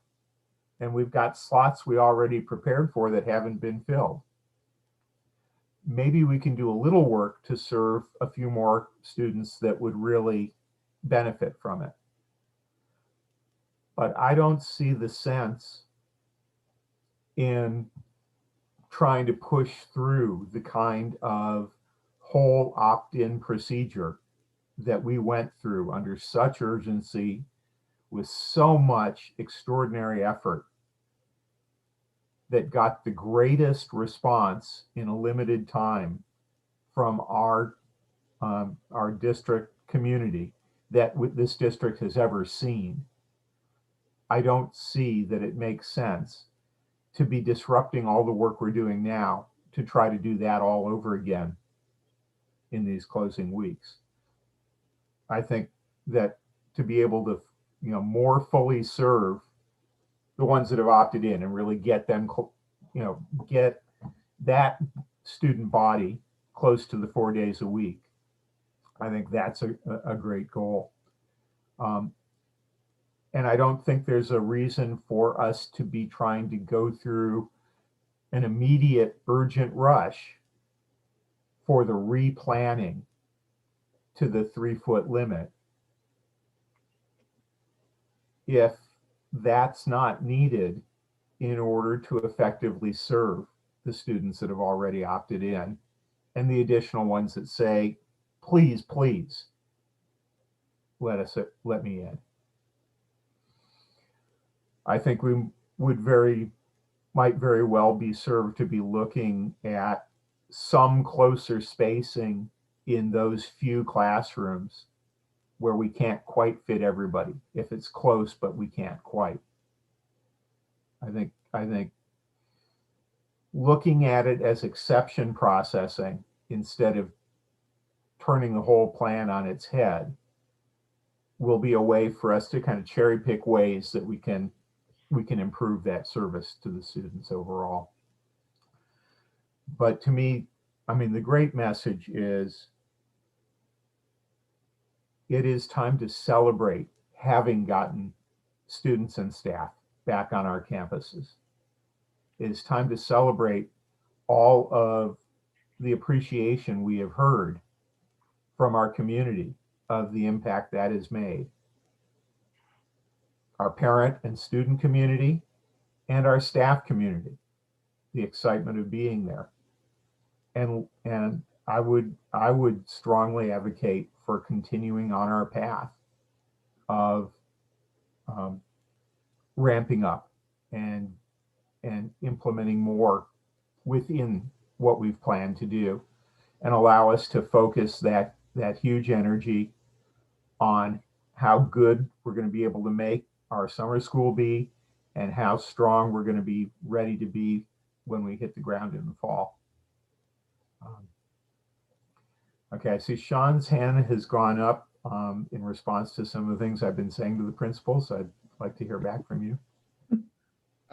Thanks, Trustee Sarver. And just in particular, I want to just express my gratitude and respect for the trustees. And I think that I don't know, somebody knocked you guys for the way that you deliberate. Sorry, microaggression. Somebody knocked you all for the way that you deliberate. I think it's dead wrong. I very much appreciate your honesty, your vulnerability, the way that you grapple with these very difficult questions. We're in unprecedented times. We're all going to look back at some point and say, I was dead wrong about that when we think about this year. So anybody who says otherwise, I think, is selling something that I don't want to buy. But I just appreciate your humility. I really do. So I just want to clarify a couple things that you said, Trustee Sarver, and I very much appreciate your comments throughout the night. I think you've been run a really strong meeting. The things that you just named, right? They're great. They're all wonderful. I agree with you. I want to get more students on campus. I want to ramp up. I want to have an awesome end of the year for my 12th graders. I want to continue to celebrate and support my staff, who's done an amazing job. I want to make summer school as amazing as it can be for the students, both who need enrichment, mediation, a place to be safe and out of their house. I also want to start the fall with an awesome program. I want to have a staff of teachers that's not just completely fried and that are enthusiastic to start off the year. And as I don't know how, I mean, I'm as a leader, I think I have a few things that I do well. A lot of stuff is just trying to listen and learn. I'm not sure how to do all those things with the time and resources that I have, like just from an org theory standpoint, right? Think about a high school like Sequoia. I got 4 management positions supervising 50 people each, 200 staff classified and certificated. We're also dealing with a student and family population about 2,000, right? So just if you think about from an org theory standpoint, right? Where do you see a 50-to-1 management ratio? What other kinds of organizations is that how it operates, right? So we have just a tremendous load that we carry, even in the best of times. This no different this year, right? Between the serving the students, the home visits, the calls, the technology support, the interventions, the crises that continue to pop up, even when kids are or aren't on campus. And then, meeting the needs of the staff, and then trying to do this. This is the busiest time of the year every year, because we're not only doing the day-to-day, we're also planning for the fall. This is also the time of the year when we have the most, typically site and district management have the most interaction, right? Because we're talking about staffing, we're talking about where some of these FTE are going to come from, what our program is going to look like. We're making these decisions. We haven't had any of those conversations, and it's almost mid-April. Like, these are conversations that take place in March. So, and we aren't even really sure what we're doing in the fall. So there's a tremendous level of I try and lead by kind of looking around the corner and seeing where I want to be, and then getting us there. I know where I want to be around the corner, but as we continue to add things, these like adding another 400 students, it's not a small deal, right? The way that I run my outfit is that if I'm going to say, hey, we're going to change everybody's configuration of their room, I want to make sure that everybody who wants to have a conversation about that, every teacher that wants to talk about the change that configuration gets a chance to be heard. That takes a lot of time, right? And maybe you might disagree. So Sean, I don't think you should run your school like that. You just make these decisions and go with it. That's fine. If you give me the directive to do that, I respect the chain of command, but respectfully, I think that my approach has been successful. I mean, I'm only hiring one teacher next year. So I don't have a lot of turnover. I think we have a staff that's pretty enthusiastic and on board with our mission, what we're trying to do. I think that translates to students who feel like they come to school in a warm and caring and positive environment. So I hear all the things you're saying. I agree with them all. We're I think tasked with prioritizing, and from my perspective, the priority is got to be making something really memorable and great happen for our seniors, continuing to do what we've got going as best we can, and finding ways every day, which we're doing, to refine and to improve and to make things a little bit better. And then start to really focus on the fall and get the work that we're way behind on, get it really ramped up. So that's a challenge for me that I just want to express to you all. But again, like I said, I am so grateful for the manner in which this board deliberates, for the vulnerability that you show. Shanice in particular, you can say as much as you want. I love to listen to you talk. It's an inspiration to me every time. So thank you. Just wanted to share that, and hopefully that was respectful, because it really is coming from a place of respect. So thank you. Thank you. Simone? Thank you. Following Sean, I agree. Thank you. I appreciate all of your input, your support of us, and hearing, and the kudos for the heavy lifts and all of those things. And I think in a typical year, spring would be crazy, right? We clearly haven't been in a typical year. We say like May goes on forever, right? It's like the May and the August and the October. And I just looked at the list Bonnie sent for us to start reconfiguring. There's over 50 classrooms at MA. Just FYI, that's not an easy task, right? And like Sean said, and yeah, we might be over by 1 or 2 students currently, right? That's 50 classrooms. That's 30 minutes per classroom to go remeasure, to go figure out. And I'll be honest with you, lunchtime is still making us nervous, even with the 5 sections and the color-coded sections we have. And I think we've forgotten that COVID is still out there. The cases are low. It's all encouraging. And I couldn't agree more with Sean. And we want the kids back. We want them back full time, and we want them back every day. But I think we have to understand that sense of urgency doesn't mean tomorrow. It means priority. And I think our sense of urgency needs to change getting kids back in that lens of it's a priority, and it's a priority for summer, and it's a priority for fall, right? So I just want to kind of frame that just a bit, because remember, we're bringing more kids.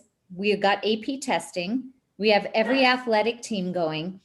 I don't know how we're going to contact trace if we have a positive case. I just want to put that out there, right?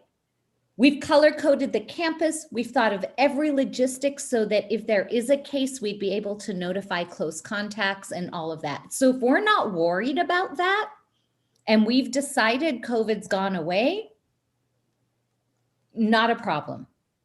But I think that we need to remember it is here. We were reminded of that when 18 students had to lock down in one portable last week. And I just want us to be thoughtful.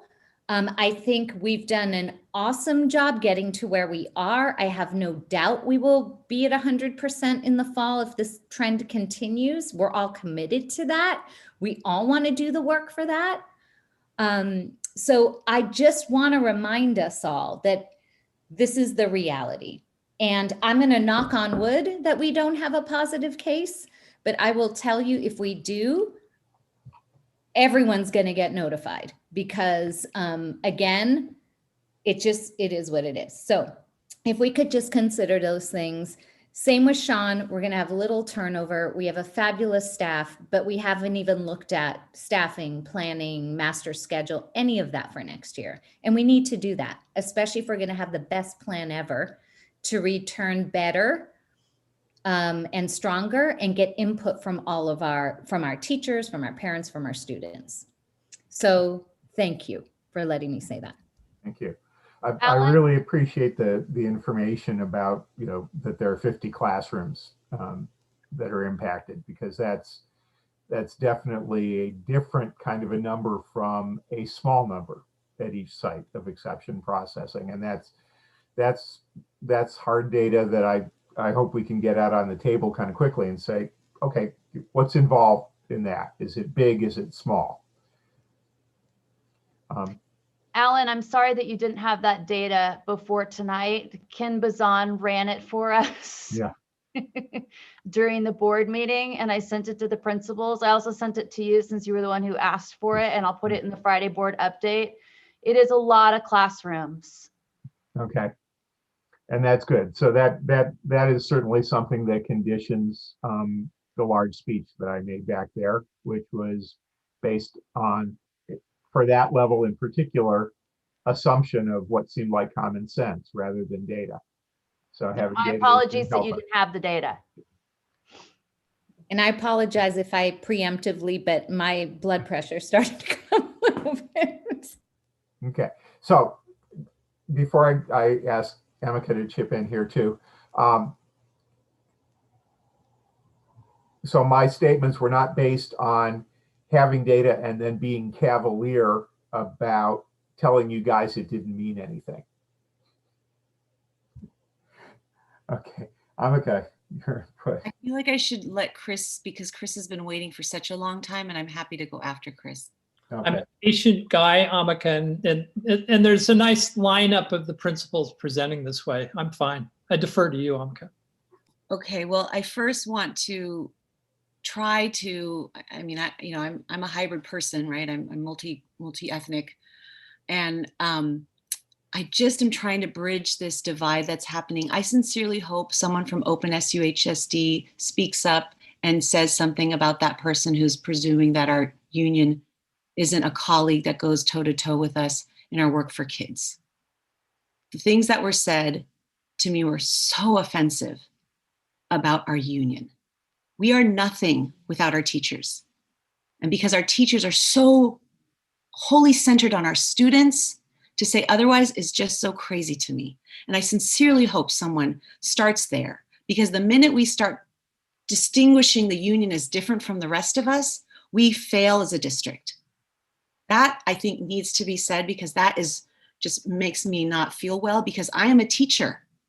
Sure, they call me principal, but I'm always going to be a teacher. I work for kids every single day. And by the way, all of us have been working 16 hours Monday through Friday, and at least 8 hours every weekend since March 13th. So please be clear about that. I know the engineers who are working in Silicon Valley are thinking, oh, 50 classrooms, put it in a spreadsheet, put it in a formula, boom, boom, boom. It's an algebraic thing, no big deal. What they don't understand is we're also talking about different classes. What if those 50 kids who come back have AP English? That's not, who cares if it's 3 foot difference? Even if it's 2 foot difference, all of a sudden you have certain classes that are larger than others, and then certain classrooms that are smaller than others. So it is a very complex algebraic equation, which I'm sure there's a lot of engineers out there saying, well, just give me the data and I'll fix it. Then we have to deal with, well, which of those classrooms have teachers who physically are able to be there? I mean, the complexity is overwhelming. So I'm gonna go back to the analogy I use all the time. We are not a New York deli. We are not McDonald's. We gotta be in and out. We do one thing, we do it really well. We put kids first, and we focus on being really clear. That's why everyone knows that if you want a good wedding planner, pick a teacher. Teachers know how to differentiate, meet all the needs. And it's not a shock that my sister, who shadowed me one day, said, I feel like you're a bride on your wedding day. Everyone's looking for you, trying to find you. And, we really need to focus. Summer school is coming. Do we know which classes we can do? Do we want to double down on summer school? Because by those months, we can do 3 feet. We can even maybe do more. Maybe we hire more summer school teachers. Let's kick summer school out of the park. Then let's talk about fall. What can we do for fall? We are not McDonald's. We're not a New York deli. We're not trying to do all things for all people. Do something well, and that's what teachers are exceptionally good at. We can lesson plan down to the minute. And if we're really good, we've got an extra 20 minutes in our back pocket differentiated for the kid who needs a little more of this and a little less of that. So please let us do what we do well. Because trying to trying to stick something in those last 2 weeks, for what? What is the added value of that? And to do it in such a way that just feels it just feels like such a slap in the face. We gave up our spring break. I don't even get a spring break. I can hear my husband right now, right? Because he's not on a teaching schedule. I can hear it already. I'm not suggesting that, but I also know you go in front of this with 5 black tiles, maybe, and the rest. Look, teaching right now is exhausting, not because it's exhausting anyway, but because it is absolutely, I can't wait for the science to come out. It is so challenging to sit in front of this screen for 6 hours straight, and it's all black tiles. You're lucky if someone has a cute little picture of themselves, and maybe they open their camera, maybe they speak. And go to that same person who's been doing that 6 hours, then planning for 3 hours, maybe 10. I mean, I just cannot emphasize enough how we will continue to have a divide if we don't call people out who are being offensive about what our teachers do, what they stand for, and also are truly not thinking about the complexity of what we're trying to get done here. If you want us to do the best job ever, then please remember that we still have all that spring stuff to do and all the planning for summer and fall, and please don't minimize it. And so thank you, Carrie, for pointing out the 70%, whether it's because they don't agree with the model or whatnot, who are not rushing to come back. That is data. And thank you so much, Shanice, for speaking up about this idea that, look, we are nothing without our union, our classified union, our certificated union. We are all here for the kids. And if we don't keep saying that and calling people out on that, we are shooting ourselves in the foot, because we adore our teachers. We love our teachers because we know they love our kids. And we cannot forget that. And I'm going to get off my horse because I'm too much. Thank you. I think it's fun to have you on your horse, and you brought a smile to my face. I don't think of us as an In-N-Out or a New York deli. And right now, I'm not thinking about wedding planners at all. I wanted to speak again because I'd forgotten about the principal's comments, and there were some things I wanted to respond to there. But the big one was to say, I always learn from listening to our principals. You're an amazing resource for us. 4 things I wanted to share with you, 2 of which just have come up recently. One is, Diane, you gave us demographic differences on who was opting in and who was opting out. And I actually think it would be important for the board to have an understanding of that data across the district. We might be able to guess that it's quite like what you presented for Woodside, but I think it would be good to know.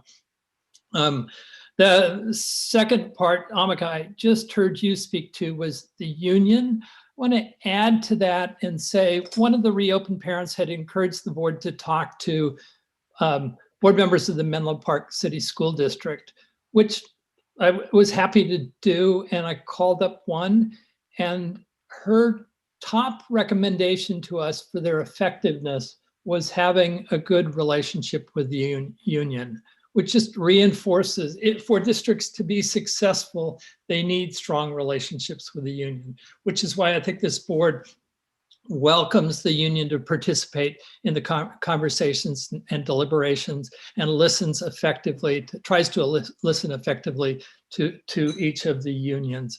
And we do that, I guess it's important to emphasize, we do that because we think that best serves the interests of our students.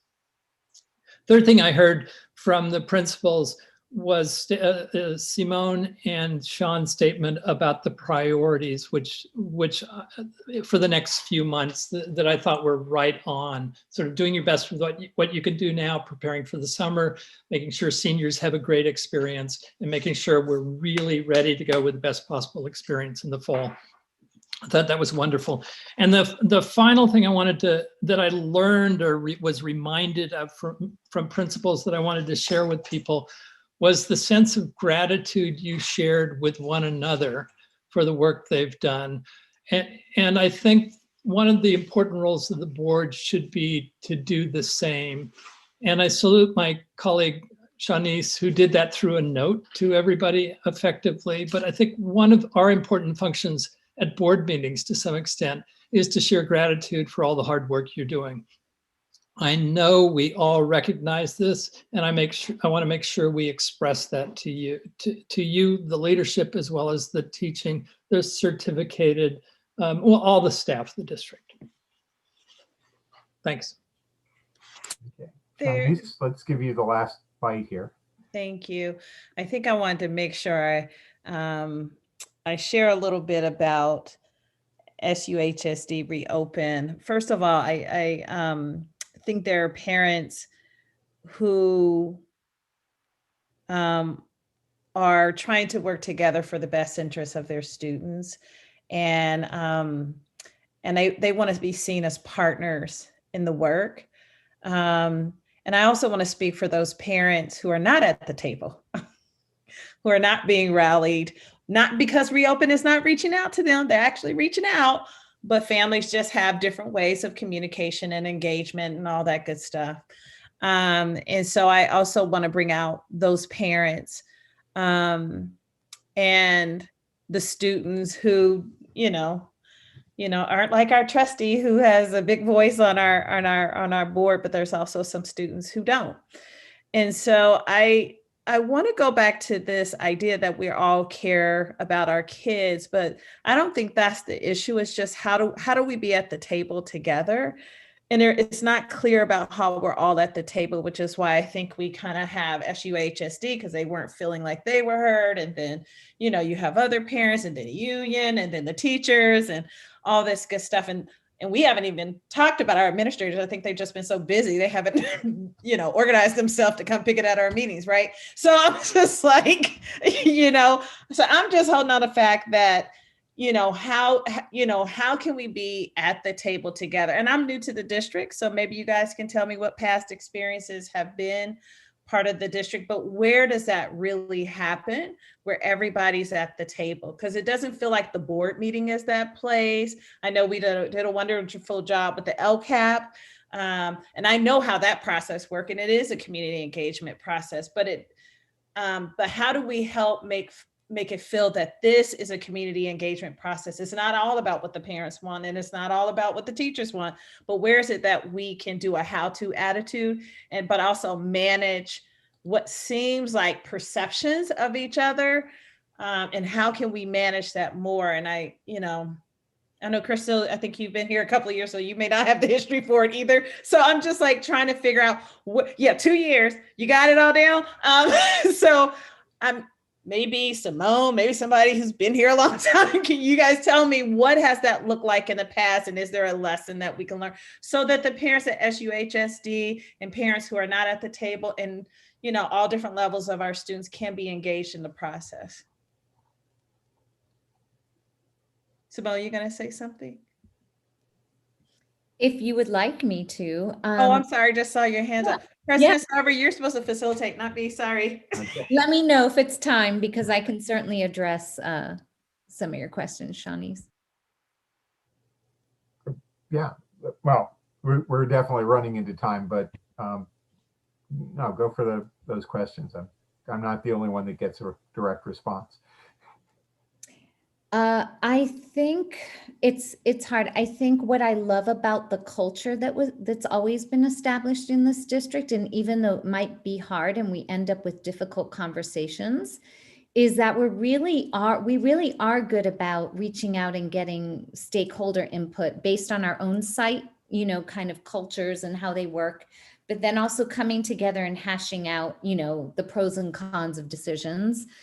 I think this pandemic's thrown us all for a loop because it's impacting everybody so deeply.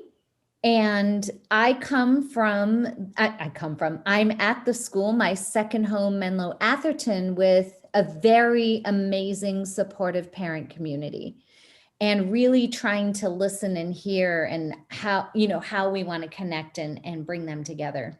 And with our staff, we also want to hear input, right? And we also want to feel the pulse of what's going on. And honestly, this year, while we've done some amazing professional development on a lot of what we're talking about here, braving trust, bias, looking at things through an anti-racist lens, we haven't been together to really put that in action in person. And that's made it really difficult.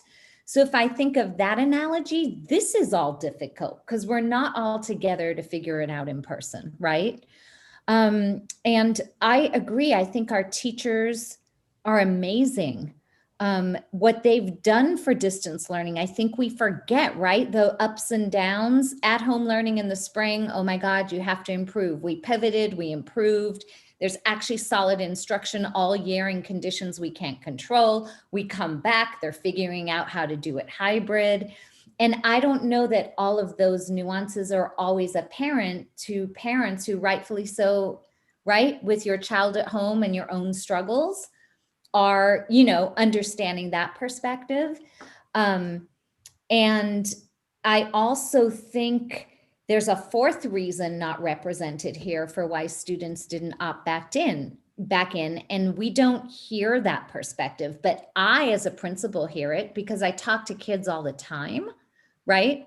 Our teachers hear it because they ask kids, how are you doing? And that perspective is, you know what? I got into my rhythm, I got into my routine, and this is working for me right now. Right? I think I have heard that countless times and not prompted by any, you know, we did a student panel last week. It was fabulous. One young lady left her house for the first time to come and Zoom from MA so she wouldn't lose connection and was wearing 3 masks, right? So there's just, I think there's a lot of experience that we don't always capture that come through and give the big picture. But I do, again, I'm rambling here, but I think the culture in this district has been to problem solve, to troubleshoot, to look at the pros and cons. But this situation has kind of thrown a wrench where we're not able to do that as easily as we typically would. And I think we can figure that out. So that's all I'll say for now. Anise, I'm the dinosaur on this call, on this Zoom. I've been here longer than anyone, and I say that with no pride whatsoever. There's a lot of hair dye on this body. I'll tell you that on my head right now. I wouldn't use right now as a time to decide how do we all come back together, because I think that people are just plain exhausted. And I think that what we've heard from site leadership tonight is please, please stop throwing new things at us. And I think that we can do a lot to help people get in a better place just by doing that. And then I've never heard people talk to each other like I've heard people talk to each other in Zoom meetings.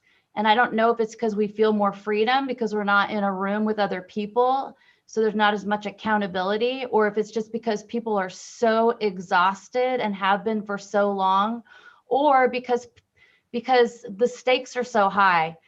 People are afraid of dying. People are afraid of their kid never coming out of their room again. People are afraid of serious depression. People are afraid about their economic stability. So I think a lot of it doesn't have anything to do with the district. It has to do with just the state in which we are in, and that we need to look at, like people have said, moving forward for how are we the best we can be when we get back next year. But then I also think that we probably, if this continues, need to put in some measures for ways that we talk, and that maybe if people can't abide by those, I mean, there are rules of engagement and how we talk to people and that we believe are doing their best. I think the board has taken some undue and untenable hits this year, and you've been incredible the way that you've held up. I think it's happened to you more than anyone, but it's also happened to site leadership. It's happened to teachers. I'm sure it's happened to kids. I'm sure it's happened to parents, but just the manner, I think that I think we should all be held accountable to talk to each other the way that the board talks to each other. And I don't think that's too much to ask. I don't think that because you're a public official or because someone's earning a paycheck means that they can be spoken, they should be allowed to be spoken to in certain ways. That's not how things work at my house, and it's not how they worked in the house in which they grew up. And I don't think it's what we want to train that we want to train that that tone is acceptable in our district. But I think we can deal with that in the fall when everybody's gotten a deep breath and hugged a lot of people and hopefully sat really close to friends and had a nice time together. I like that as a closer to this conversation. Superintendent Leach, have we gotten everything we need to out of this? I could have not said any of this better. So I get the last word, Ms. Hanson. Okay. With that, I would like to suggest we have got about 6 media items left. We're already at 9:30. I think we will power through those items at a better rate of speed if we give ourselves about a 5-minute break right now. And then we can focus and motor on home with our eye on the clock. Is there a motion from any board member for a brief recess? Yeah, make that move whatever. Yes. And what time would you like us back? See you at, let's make it 9:32.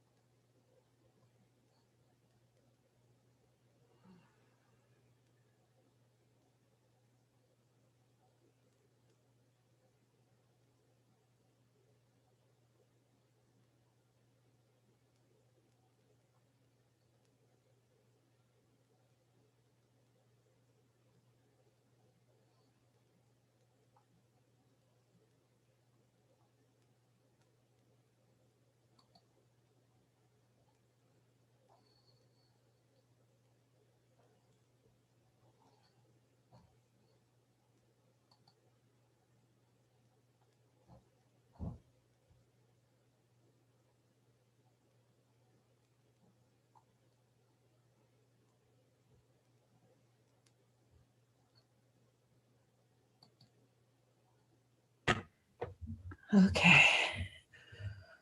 Whew.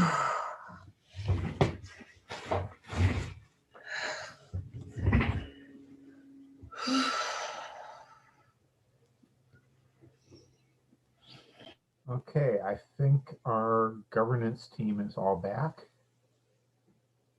So let's resume. Okay, so now we're on to item 14.2, first reading of the board policy BPO 0480, the COVID-19 mitigation plan for graduation requirements. Oh, and it's Bonnie's, and I didn't wait for Bonnie to be settled back in before I threw the ball at her. No problem. I was doing what people really needed tonight when we talk about healing wounds and becoming one. I was walking around with Trader Joe's peanut butter and chocolate. All right. So I'm so excited about the board policy proposal that we have before you this evening. It was not our idea. It is stolen from districts that have gone before us, but it is an acknowledgement of the fact that this last over a year has been a horrific experience for our kids, and that has impacted their ability to do well in school. And I think maybe most importantly about this conversation is some of the kids who have suffered the most, we will never know, because they will never tell us about what their circumstances were like or what they went through. But when we look at their attendance and when we look at their grades, it's pretty clear that things have been really tough. So in the state of California, we are given via Ed Code 130 units that are mandatory for all students to take to get a California state diploma. And if you look in your board background, you can go to either the board policy draft, where I have laid out in chart form what the California graduation requirements are. I've also given you a link to the state of California minimums course requirements if you want to go and look at it live. But if you're going to look on the board policy version, the California high school diploma requirements are listed on the far right, and they total 130 credits. And the state of California says that is good enough for us, for any high school student or anybody in the state of California to be given a California high school degree. Then the UC A through G system says, but we want for our students to have more than that, because that is what we believe the minimum is for them to be prepared for college. So in the middle columns, which are light blue, you'll see what the minimum requirements for students to meet A through G. So A through G adds on more credits, and it doesn't care about some of the things that the state cares about, but it cares more about other kids having more years of other things. And then finally, on the far right, the two yellow columns, you'll see what the Sequoia Union High School District graduation requirements are. And by the way, I've linked also the board policy that shows our current California graduation requirements. I think it's 61.64. And then 6146.1, sorry. And then also the UCCSU minimum, if you want to see those in hard copy, not just my graph, what our requirements are. And our requirements are, of course, all of the California graduation requirements, but they're also most of the UCA through G requirements, although not entirely. UCA through G wants more math than we require at a higher level, and then they ask for less social studies than we ask for in our district, and then we add in things that we just think are good for kids, like life skills and ethnic studies. What we are proposing is that for this year only, for the class of 2021, that we say, potential graduates, if you meet the California high school diploma requirements, if you meet the A through G requirements, we will still give you a Sequoia Union High School District diploma just for this year, in addition to the kids who meet our traditional 221 credit requirement. I want to be clear, and the reason that this laid out so clearly, or I think clearly, as to what our California grad requirements, UCA through G, and then our district requirements, is that all high school diplomas are not equal. Because if kids don't have what they need for A through G, then they can't go on to a four-year college. So it's not that we're saying, oh, if you passed fewer classes, you're getting the same thing that other students are getting who've passed all of them with C minuses or better. But what we are saying in this year that has been so tumultuous, you have done what the state of California mandates that you needed to do, and we want to recognize that and give it a high school diploma.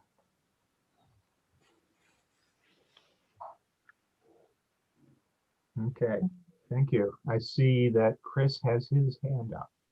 Oh, sorry, Chris, before I call on you, just a little commercial. You at your next board meeting are going to see a request for a resolution or board policy around course completion. So this deals specifically with this year's senior class because it's the most time sensitive, but we're also looking to address the credit recovery needs of 9th through 11th and a few 12th graders. So we will be bringing something to address that, and just a little teaser, it'll be around doing what the A through G's does, which is if you get a C minus, if you pass the second semester, then you get, they consider the first semester requirement met as well. So, but that's not tonight. I just wanted to give you guys a reason to come back next time. Okay, and let me rescind a little bit from Chris. I do see one attendee hand up, which I'd like to take as public comment on this topic. And that looks like Jenna Carson.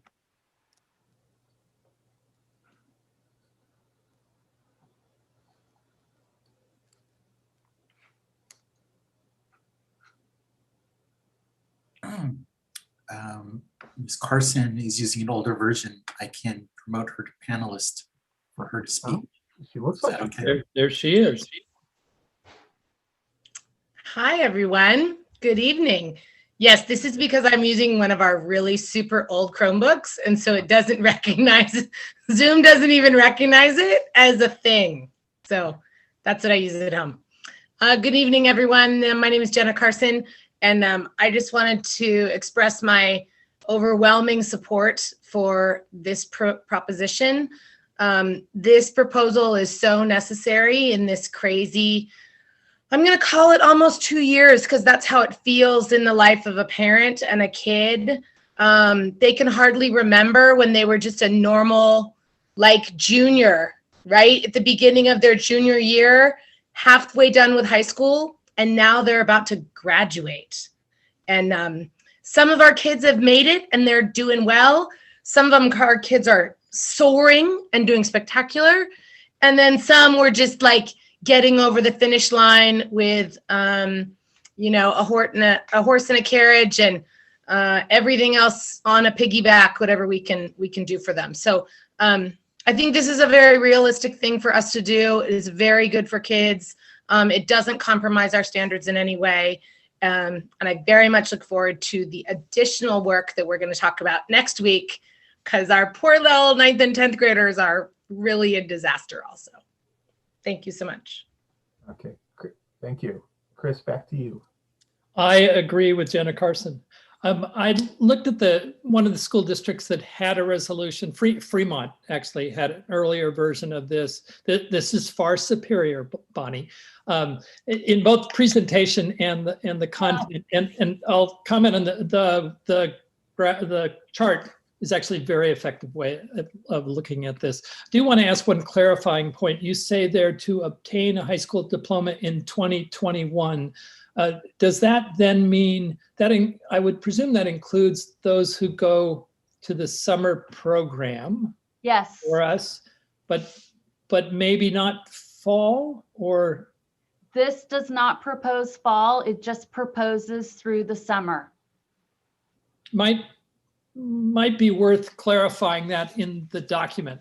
That's the only, because I think it says to Yeah, no, obtain a you're high school right. diploma in 2021. But otherwise, it looks great. It seems like it's very appropriate this year and nicely laid out. I mean, there's no reason it couldn't just say through 2021. That might help Redwood and Stephanie's kids in particular. I don't think anybody would be opposed to that. And Stephanie has her hand raised, I see. And I assume we're offering this in conjunction with a robust summer program that Yes. we're going to learn about subsequently. Yeah, very. Stephanie. Hey, we talked about this at our staff meeting, and I think that the importance about this is it really brings some grace to this time. It's been really hard for my students. You know, they're working, they're trying. It's really been a tough time. And on this optional kind of individual grad plan, you know, for kids to have to do extra elective credits for the 180, like they're working their tails off. And why would I want them to come and spend more time just to get those electives? I mean, I talked to a few students just saying like, we might have a light at the end of the tunnel. Can you just hang on? Because they're really losing the steam. And just the thought that there might be something out there for them, I just think it would make just a huge, huge change and such a positive change in their life if they could get through this. So thanks for considering. Thank you. Shanice? I know I kind of asked all my questions because I'm still getting used to like all the credits. And first of all, I didn't realize Sequoia standards were higher than California. So I just want to put that out there that was huge for me. And so that's interesting to me. But I do agree with Stephanie that for some of our kiddos who it would be a long road before they're able to graduate because of this year, that doing the California standards this year, which is baseline, will help some kids bring back some of that energy. I know we've talked a lot about kids going back to school and all that, but there is a population of students that just going to school more is not going to work for them. Matter of fact, it actually might impact their mental health because they have to dig themselves out of a hole. And it's not all because they're not students who are not studying. It's just because we're in a pandemic and there's been a lot of things that have impacted their academic growth and access. So that's beyond the district. And so I want to say I'm happy to be talking about something else and talking about some of the pockets of students who don't show up in surveys and we're not talking about. And I wanted to like publicly thank Susan Moore for bringing some of this up to our attention, even though Bonnie did some forecasting. So it actually went in line. So thank you for forecasting and being leadership who thought about all our different populations of students and different profiles. And so I'm happy for this discussion and the next week discussion. So this looks really good after you explained it to me. So thanks. Rich. Thanks. So first, just to make sure I heard right, when you said the preview of what's coming, is part of that leniency for students to be able to participate in extracurriculars? It Is will that be something a that's result. included in that or not included? Yes, that will be a result. Okay, so it's a result of it, because I just think, you know, we saw the same email, but I agree with the emailer that wouldn't want students to be unable to participate in extracurriculars because of poor grades during COVID. Yeah. Want people to come back in the fall excited to be and able to participate. So I'll just put that out there. With this chart, in the SUHSD diploma requirements, there are things that are above and beyond the California high school diploma. Can you clarify what, if anything, in the SUHSD diploma requirement can be waived by administrators and for a student to still receive an SUHSD diploma? Everything on the list can be waived by an administrator. Including in the California high school diploma minimum requirement? No, sorry, except those. So I'll just put out that like this year, there's a big shared trauma of COVID, but every year there are students who suffer personal traumas, health issues, and other things. So like, I'm fully in support of this for this year, but I just think we should think about maybe having something different than the word requirement. Like maybe like we do want Sequoia students to do all of the things. And I'm not suggesting that anything not be something that we offer and that all or most or almost all students have, but just recognizing that students have issues. Some students may have to not be in school for a part of a time, and to say, well, you have to go and advocate for yourself and get yourself a waiver at the very time when you're dealing with the most stressful thing, I'm not sure is the way we want to do it. So I'm not suggesting that anything not be on these lists that's on it, but maybe that the SUHSD requirement of things that can be waived, that those have some different name than requirement, and that it be a little bit more understanding for other people who may suffer traumas that may not happen to be the shared trauma that COVID is, but they still have trauma of whatever kind in their lives. And I don't think we need to get into that today. And I'm in favor of this policy, but I am interested in that discussion about our graduation requirements in general at the right time. Sounds good. You're talking about ongoing, Rich, like just after. Yeah, forever. Oh, okay, thank you. Okay. I also, I really appreciate this. It's well thought out, well put together, and it's the right thing to be doing. This is an example of being student-centered and being personalized in meeting the needs of our students. And this is the kind of thing we should be doing. So I'm very eager to see this come back for approval. May I ask Stephanie how big a deal it would be for her?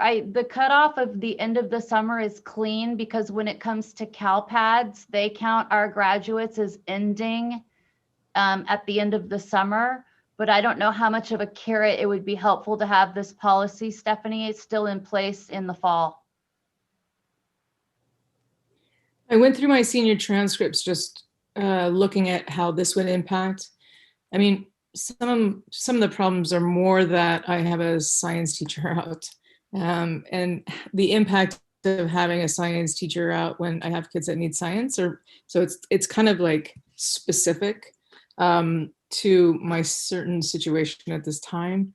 My problem is I don't know that I can get kids enough science credits through the end of summer school.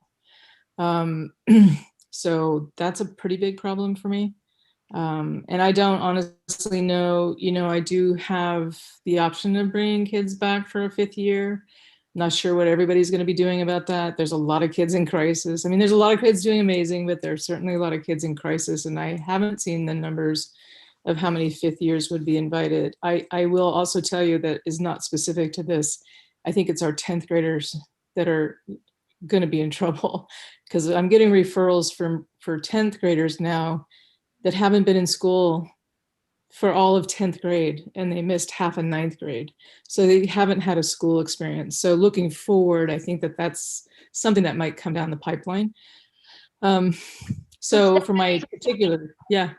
I want to keep moving because we've got, sorry. It's okay. It's okay. It's all good it's all really good information. So I think I think my recommendation would be that I change the verbiage so that it's clear that it's through the end of summer graduation, that it's the lower number of the California graduation requirements are acceptable.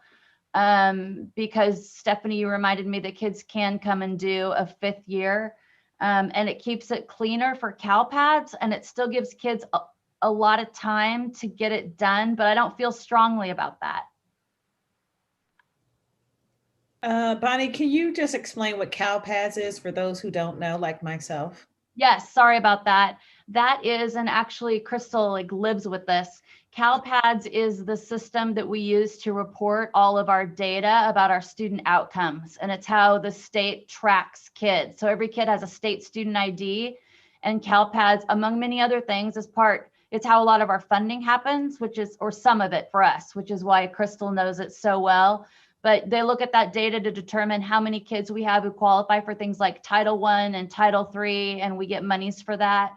They look at it for our dashboard when they look at how many kids graduated from our district in a given year, expulsions, et cetera, or suspensions, things like that.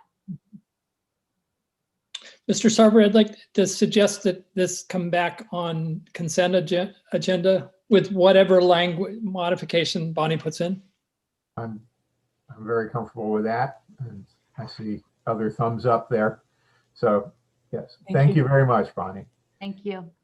All right, before we move on to our next item, let me recognize that we're not going to finish this meeting in its entirety before 10 o'clock. And with that, we would need a vote by the board to extend the meeting. Let's begin with a motion. So moved. I'll second. Okay, all those in favor? Aye. Aye. Okay. All right, so we are not trapped by 10 o'clock, but we are mindful of it. So let us move on to 14.3, our board policy and AR around sexual harassment. Good evening, President Sauber, members of the board. 14.3 and 14.4 are actually connected. And in the district, I wear a number of hats. One of the hats is the complaint officer for discrimination complaints, and another hat is as the Title IX coordinator. And people think of Title IX as only having to do with sports. There's that part of it, but there's a Title IX component that has to do with sexual harassment and sexual assault on high school campuses or in high school activities. And what this regulation does, and by the way, we are practicing this. We've been trained in the new procedures, and also we provide coaching to administrators as they are walking through these investigations, because there's a lot of technicalities about how these investigations have to be handled, who investigates them, who writes the findings, who decides on what the consequences are if there is a finding that something has occurred. So what this does, the board policy helps to dovetail those two, the sexual harassment, discrimination complaints, and then Title IX. And so that's what you're going to see in the board policy and administrative regulations for sexual harassment. And those are the first ones. And I'd be happy to respond to any questions about the sexual harassment policy and administrative regs. Chris. Just a real quickie, on both of the policy and ARs, does the language come from CSBA? Right, the language does come from CSBA. Okay, no additional modifications? No. Great. And are you comfortable with all, since it does put most of the responsibility on your shoulder, you're comfortable with any of the changes that are proposed in the ARs? Yes, I'm very comfortable with them. It's how we've been operating. We had a hiatus, I want to say, with kids not being on campus. The number of complaints have been minimal this year. So the few complaints that we've had, we've really been able to focus on as almost like a training process with our attorneys as we've gone through these investigations. So I'll just throw in, I think dovetailing or repeating more or less what Chris asked. I just wanted to confirm that this is really reflective of our operating procedures and is not actually directing us to change what we do. It is more an updating and clarification of recommended language in alignment with recent legislation to make sure that we operate the way we do. Right, and what's going to be a little bit of a challenge, you have seen these board policies, I think about a year ago on sexual harassment, and now you're seeing them again. And as the federal administration changes, which we've had a change obviously recently in January, we may see these change again, depending on what goes on in Washington. So, but we're aligned, we do need to post them. People do need to know where to report. The good news is they've aligned the investigations. It used to be some were 30 days, some were 60 days, and I had to figure out which way to go. Now they're aligned so that when we're doing either a Title IX investigation or a sexual harassment investigation, we are using the same timelines and the same protocols. Okay, great. Are all board members comfortable that these should come back to us on consent? Okay. All right. Happy with both 14.3 and 14.4 then. Thank you very much. Now we're getting some traction. Oh, look, we already knocked off 15.1. That brings us to 15.2, the approval of the financial audit report. And oh, there is Interim Superintendent Leach changing hats. So the good thing about this hat is that this audit report is done by an independent auditor. So we actually bring in an outside firm that is on a list of many qualified. We have one of the best, I must say, auditors to come in and to make sure that we are doing what we need to be doing. And so Dina and her team, it is a process. It is a process that actually takes place. If you look at the audit of our entire financials, they are out here 3 different times. They have a spring visit, which they happen to be on the books for next week.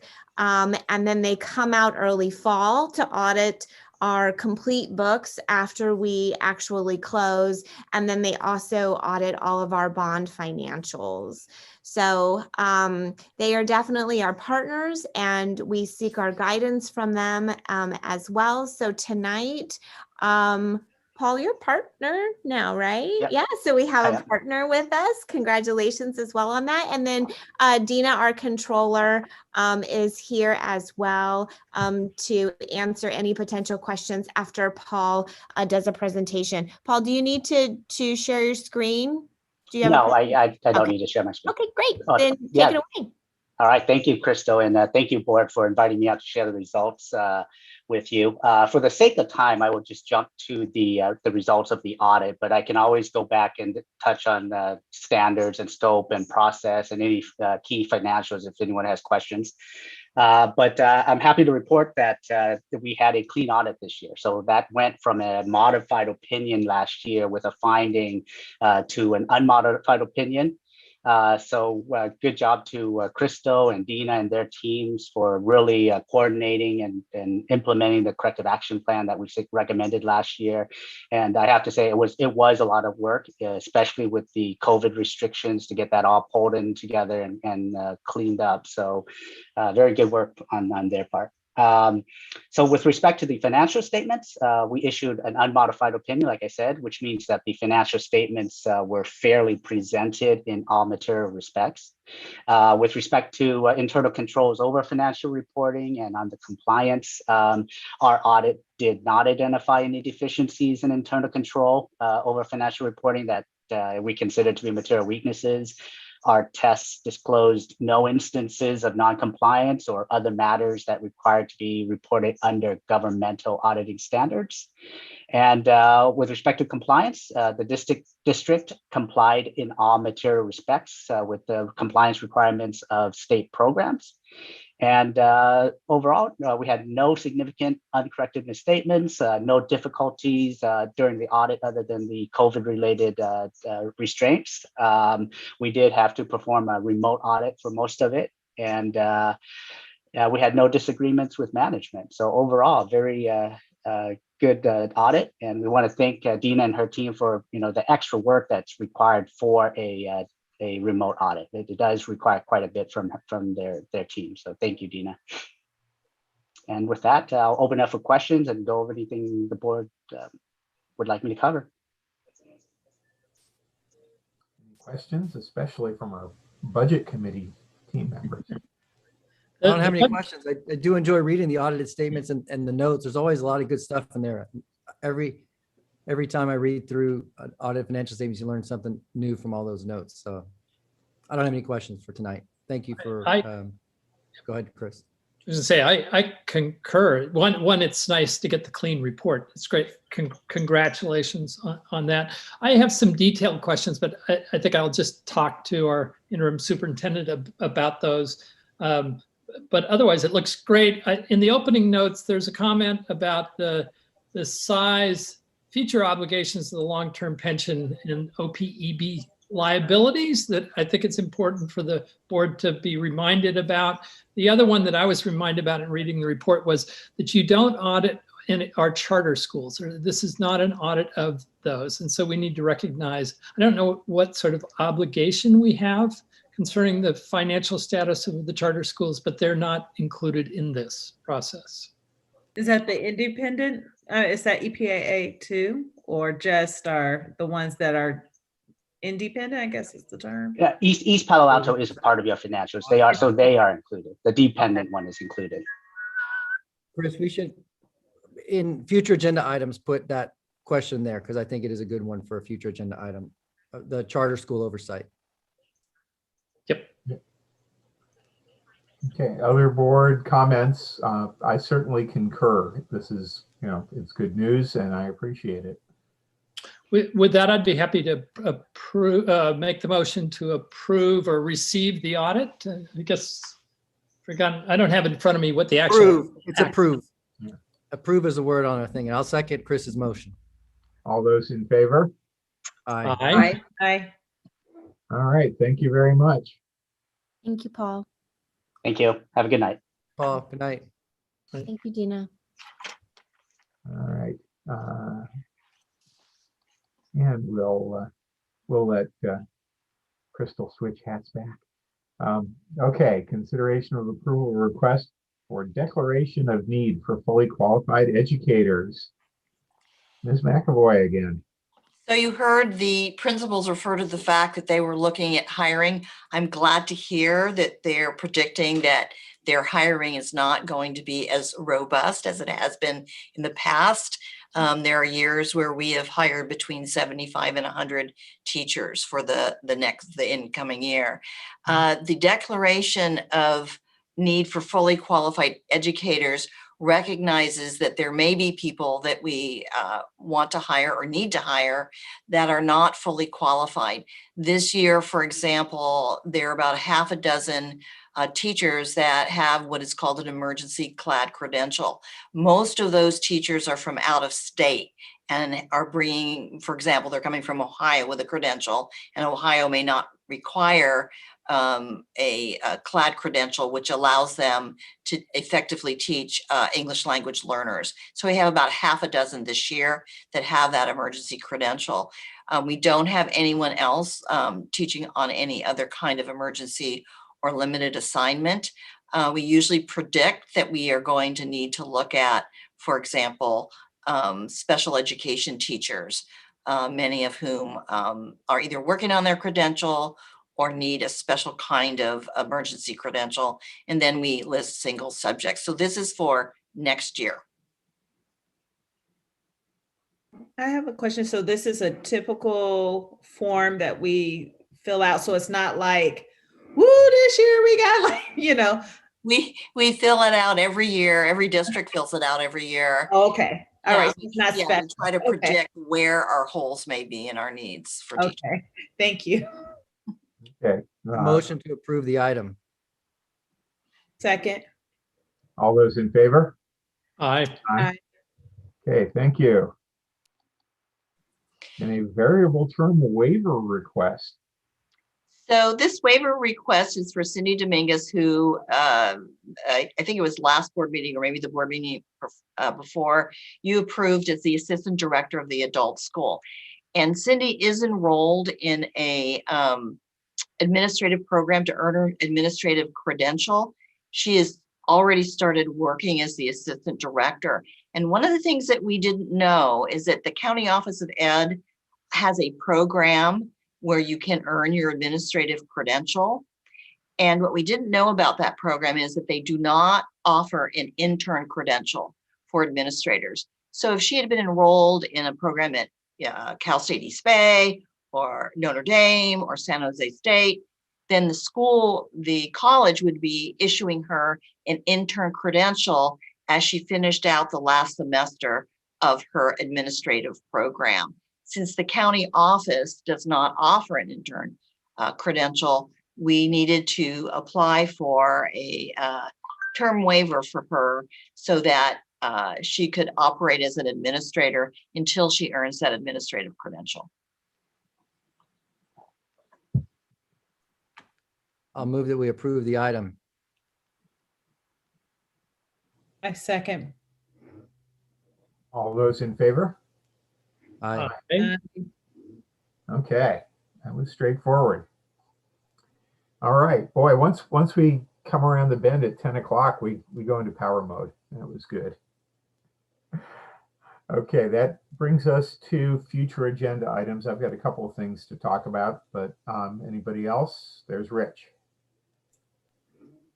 All right, so I think the one that Chris brought up is something to at some point put on a future agenda item, which is just being aware of our charter school oversight responsibilities and how we are meeting those responsibilities. Not urgent, not during the big rush to the end of the year, but for the medium to longer term planning, I think it'd be good for all of us to be aware of it and to put in place robust processes to do our duties there. And then I'm on the, what used to be called Redwood City 2020 and is now called Redwood City Together.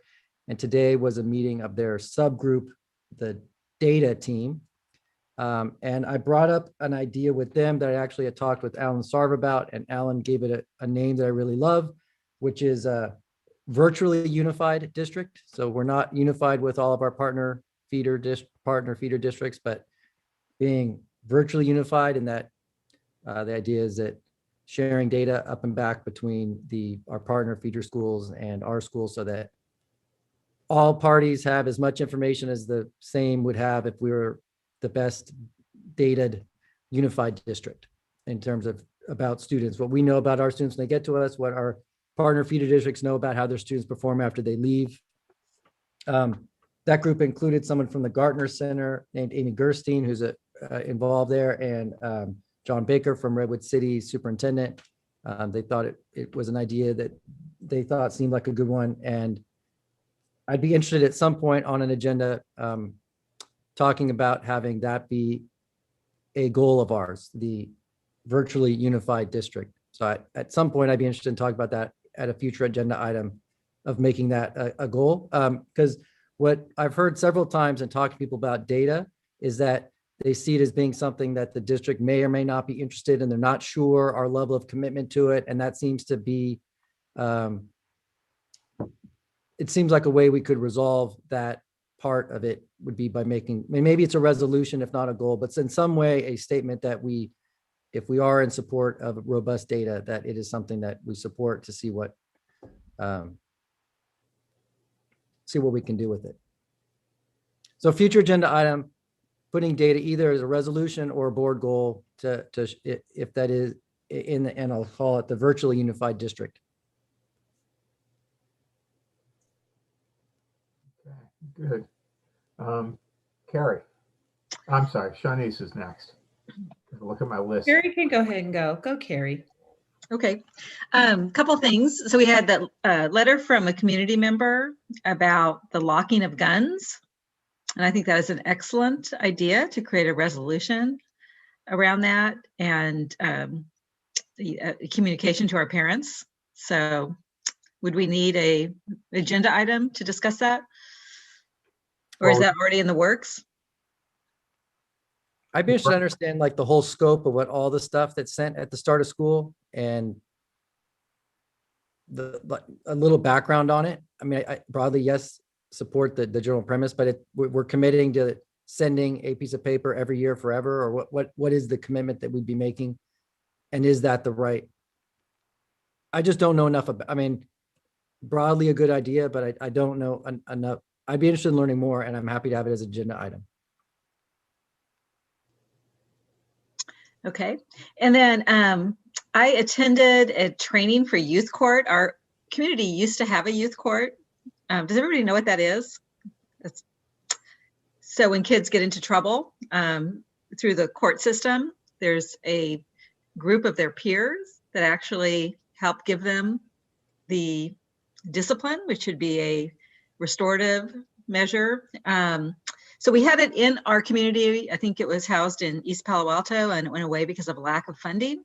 So the Juvenile Justice Commission, under the leadership of one of the student commissioners, is trying to bring it back in our community. And there's a model, they're actually copying it after a best practice model in Marin. And there's a model where this can actually be housed at a school. And they would love to run a pilot at one of our schools. And so this could be like kids maybe who aren't attending, kids who have behavior issues. Again, they provide all the leadership to train kids to help work with other kids. I think it's a wonderful idea.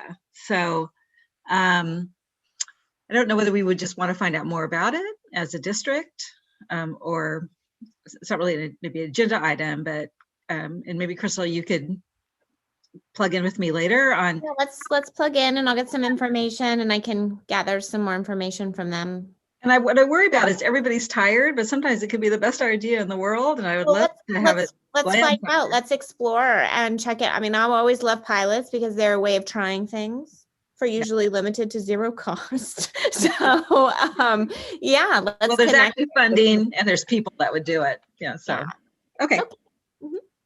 Those are my 2 things. Okay, thank you. Shanice? Thank you, Carrie, for bringing it up. I'm glad they're bringing it back. I was there when East Palo Alto did it, and it was fantastic to watch the kids really lead and discuss and debate and all that good stuff whenever it came to the youth court. The one thing I want to know, Crystal, I guess I was reading the calendar. I know there's 2 agenda items, and I don't know how it works to get it on the calendar that is linked there. But it was the mental health and it was the equity. And so I'm not for sure when we say put things on the agenda, maybe, you know, Alan or Rich can help me. We're talking about forming the agenda. Does these items get plugged into this calendar? Because I don't see those 2 things there. And so those are my questions because I know I've asked those in the past. And so I'm just trying to figure out how do they get calendarized? So the calendar really reflects our obligations as a board year round to follow up on things. Okay. And there's kind of the parking lot list of things that have been suggested that we're looking for opportunities to plug in. Okay. And Crystal has been the keeper of the parking lot. She's busy making notes here. So to make sure I understand, when we're saying that's agendize, they go to a parking lot, but how do they actually get on the actual agenda is my understanding. So through here, if it's something that's not a standard, we need the 3 board member votes, right? And then depending on staff time, and then I go back to staff and we work through like when can we do that, right? So like if it's the update from the Equity and Diversity Council, I have a meeting, I think, with them like next week, and we'll be discussing when they'll be ready to come to the board. Most likely either that last board meeting in April or the first one in May. And then the mental health report, if it's anything that's outside of the scope of like the SEL task force update and maybe subcommittees of that, I would need specifics and board direction of what you want that to look like. And then I would go back to staff, we would look at that. And then during agenda planning, we kind of map out when that could come back to the board. So in this meeting, we voted on it and you have 3 votes. So mental health and equity is already part of the plan. Okay. Thank you. So, but it is not clear to me what is being requested of this mental health report. Okay. So do we do that during this agenda time, or have I done that? I don't remember. I'm sorry. Okay.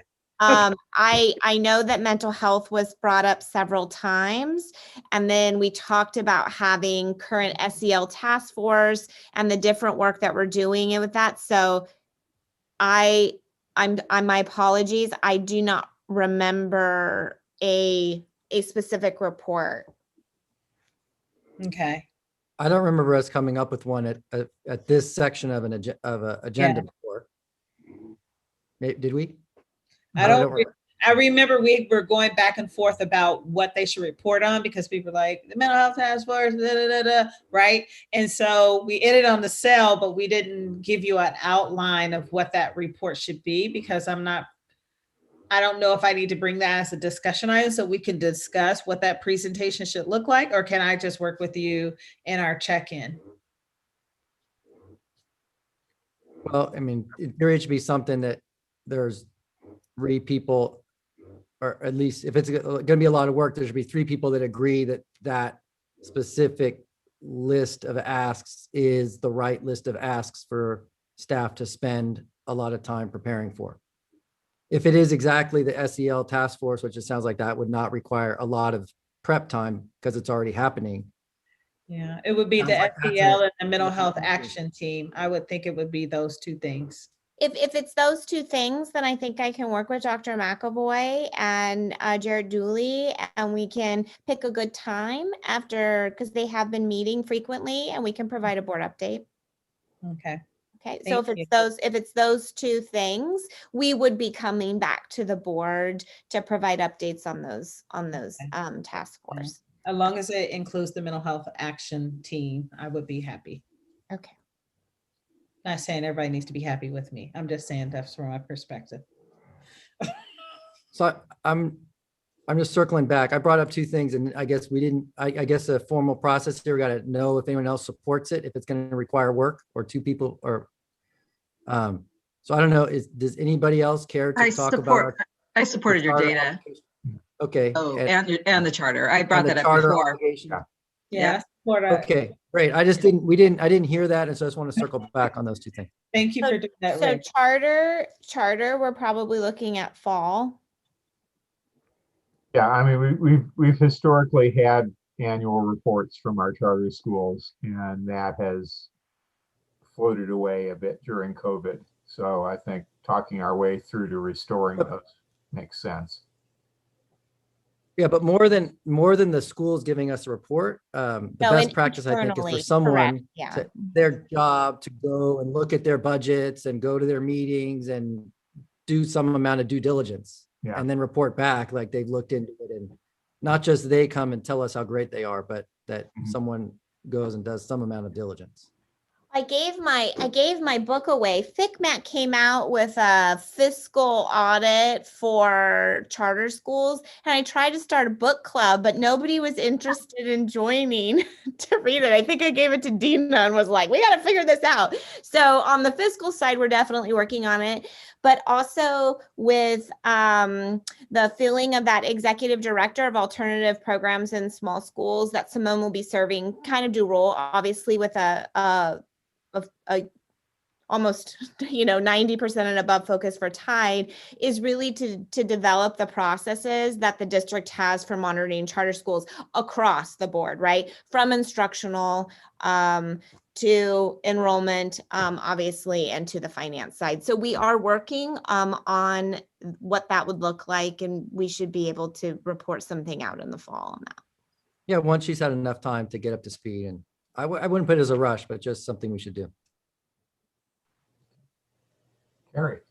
Sorry to go back. I've been forgetting to ask about the California Healthy Kids survey, which I really wanted to talk about during the LCAP, but I was quiet during the LCAP. But we are going to see that data, aren't we? It's really important because it's substance abuse data. It's the mental health data. That's where the mental health data is. So that's a standard report that we give so Dr. McAvoy, can you check with Jarrett and team to see when we have that so we can include that in a Friday update so we know when to expect it? Right. Javier is the one that receives the information from the Healthy Kids survey. And actually, we're looking at some of that in the SEL task force because it does contain some of that data on mental health and other issues that the task force is dealing with. So let me check in with Javier. We have our task force meeting on Friday with the huge task force, but we also have a planning team. And so I'll check in with Javier and see if he's received the data yet. He does have it. I think he has it, but I don't want to speak for him. He's a busy guy. The county said we have it. So. Yeah, so I think he does. Okay. All right. So I had a couple of things in addition to looking at the. I'm sorry, I'm getting tired. So looking at the firearm storage information, and also Bonnie has talked about having a presentation for us coming up that would talk about the grade recovery or the credit recovery in the second semester. The third one was the students that had requested the climate declaration resolution. And I know, Crystal, you have been checking in with San Mateo Union on what they actually have done, right? Yes. And so hopefully we'll be able to talk through, what makes sense for us. Yes. Okay, so I would like to add a conversation around that when that's ready to go. And then the other thing that I did want to bring out and talk about, I raised this in this afternoon's county call in their chat room, whether there is any guidance coming out yet about when school boards and or city councils should try to resume meeting in person. Their response was there is no guidance yet. It is up to each individual agency to determine what they want to do. I would like to at least propose for the group to consider that we could begin maybe as early as our next meeting, meeting in person in our conference room or in Birch. Those who are ready and willing to attend among the board and senior staff, and not physically inviting the public yet. Not until that is really, we get to the gatherings point. But have that also be essentially an opt-in, that those board members that would be comfortable coming at this point can do so.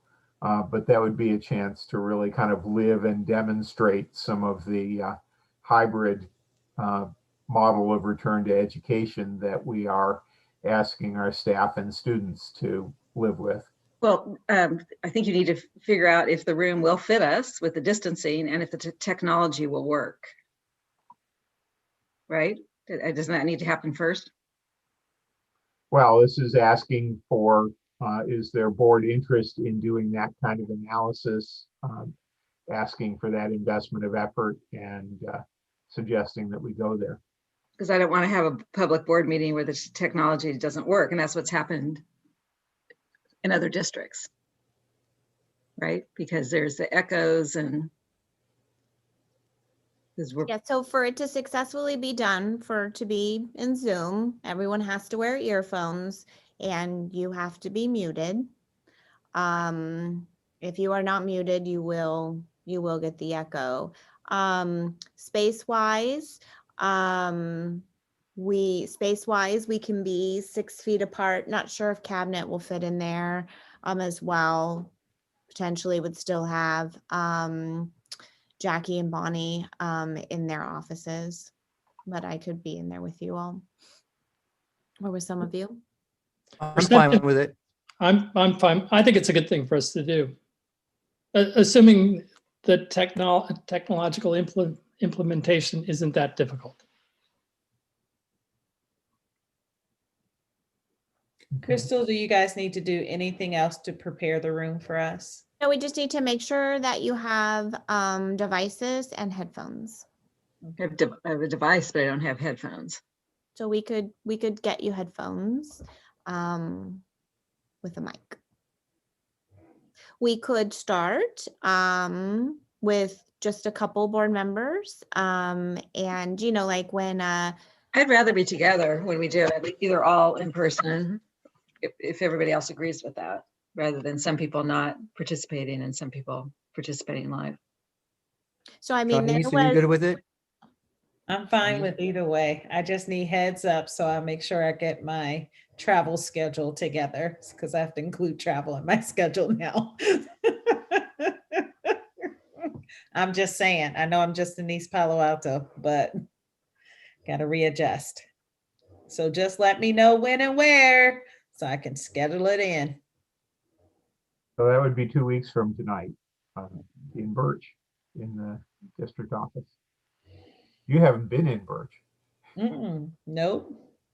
Come in the front door and it's on your right. Yeah, I visited Laura a couple of times. How many school boards are actually meeting in person? It's not that many.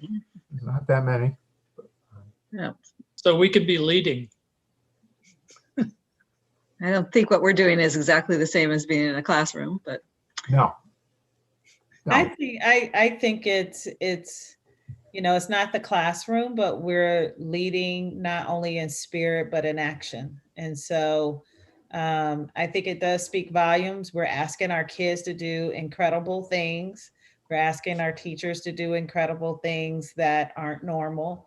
And so we're doing it too. So I think it gives a message that we in it together. No matter how awkward or weird, as the kids would say, we're in it together. All right, well, the district has provided me headphones already for the one meeting that I was present there, so I'm set. Okay. Alan, if that's resolved, can I ask a question about a data request that I brought up in the meeting about a demographic data on who's opting in and opting out? If that's not difficult to get, and whether my colleagues are interested in that too. I mean, Yeah. what Diane presented was there's quite a bit of variation, which may have a big impact on achievement gap. I guess going back to kind of our goals of data would be that we have some, like maybe we just do it because of general interest, but is there a decision or something we're going to do about it, since we're not going to do it, unless we're going to be doing more opt-ins or changing an opt-in procedure, it may or may not drive a decision, but maybe we do it out of general interest. I guess I'd ask you, you're the one no, great. It's wonderful that you asked that question because I think it was implied in my mind that if the learning experiences of being in the classroom are different than the ones at home, it may have an effect on achievement that's important for us to know in the planning process and what we need to do in recovery. And so to understand whether different demographic groups within the district are getting a different educational experience, I think does have an impact on planning. Bonnie, does that make sense to you as well? So I think we provided some data in a Friday update from the opt-in. So we can provide more drilled down data as Burbank had shared out. So I just need clarification if that's going to be part of a COVID update or a discussion item at a board meeting, or if I'm sharing that information in a different way. Well, if there's not the public call for that information, it seems like the board newsletter might be sufficient. Mm-hmm. But two others shaking of heads? Yes, I agree.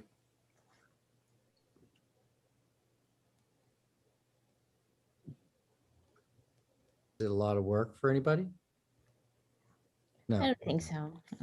Just Okay. formatting, making sure it makes sense outside of. Crystal, do you want me to work on that with Ken? Yes, please. Okay. Alan, we have a public comment. I'm not for sure if this is public comment moment. No, it isn't. Okay. Are we going to Chris, close you still have your session? hand up. Yes. Are we going to close session? Yes. Chris, you probably still have should your hand hurry up. up. Are you done? I'm done. Thank you. All right. Yeah. Okay. Yeah, so Yeah. I'll make a motion to recess to closed session unless someone else has another item to discuss. No. Okay. Have a second.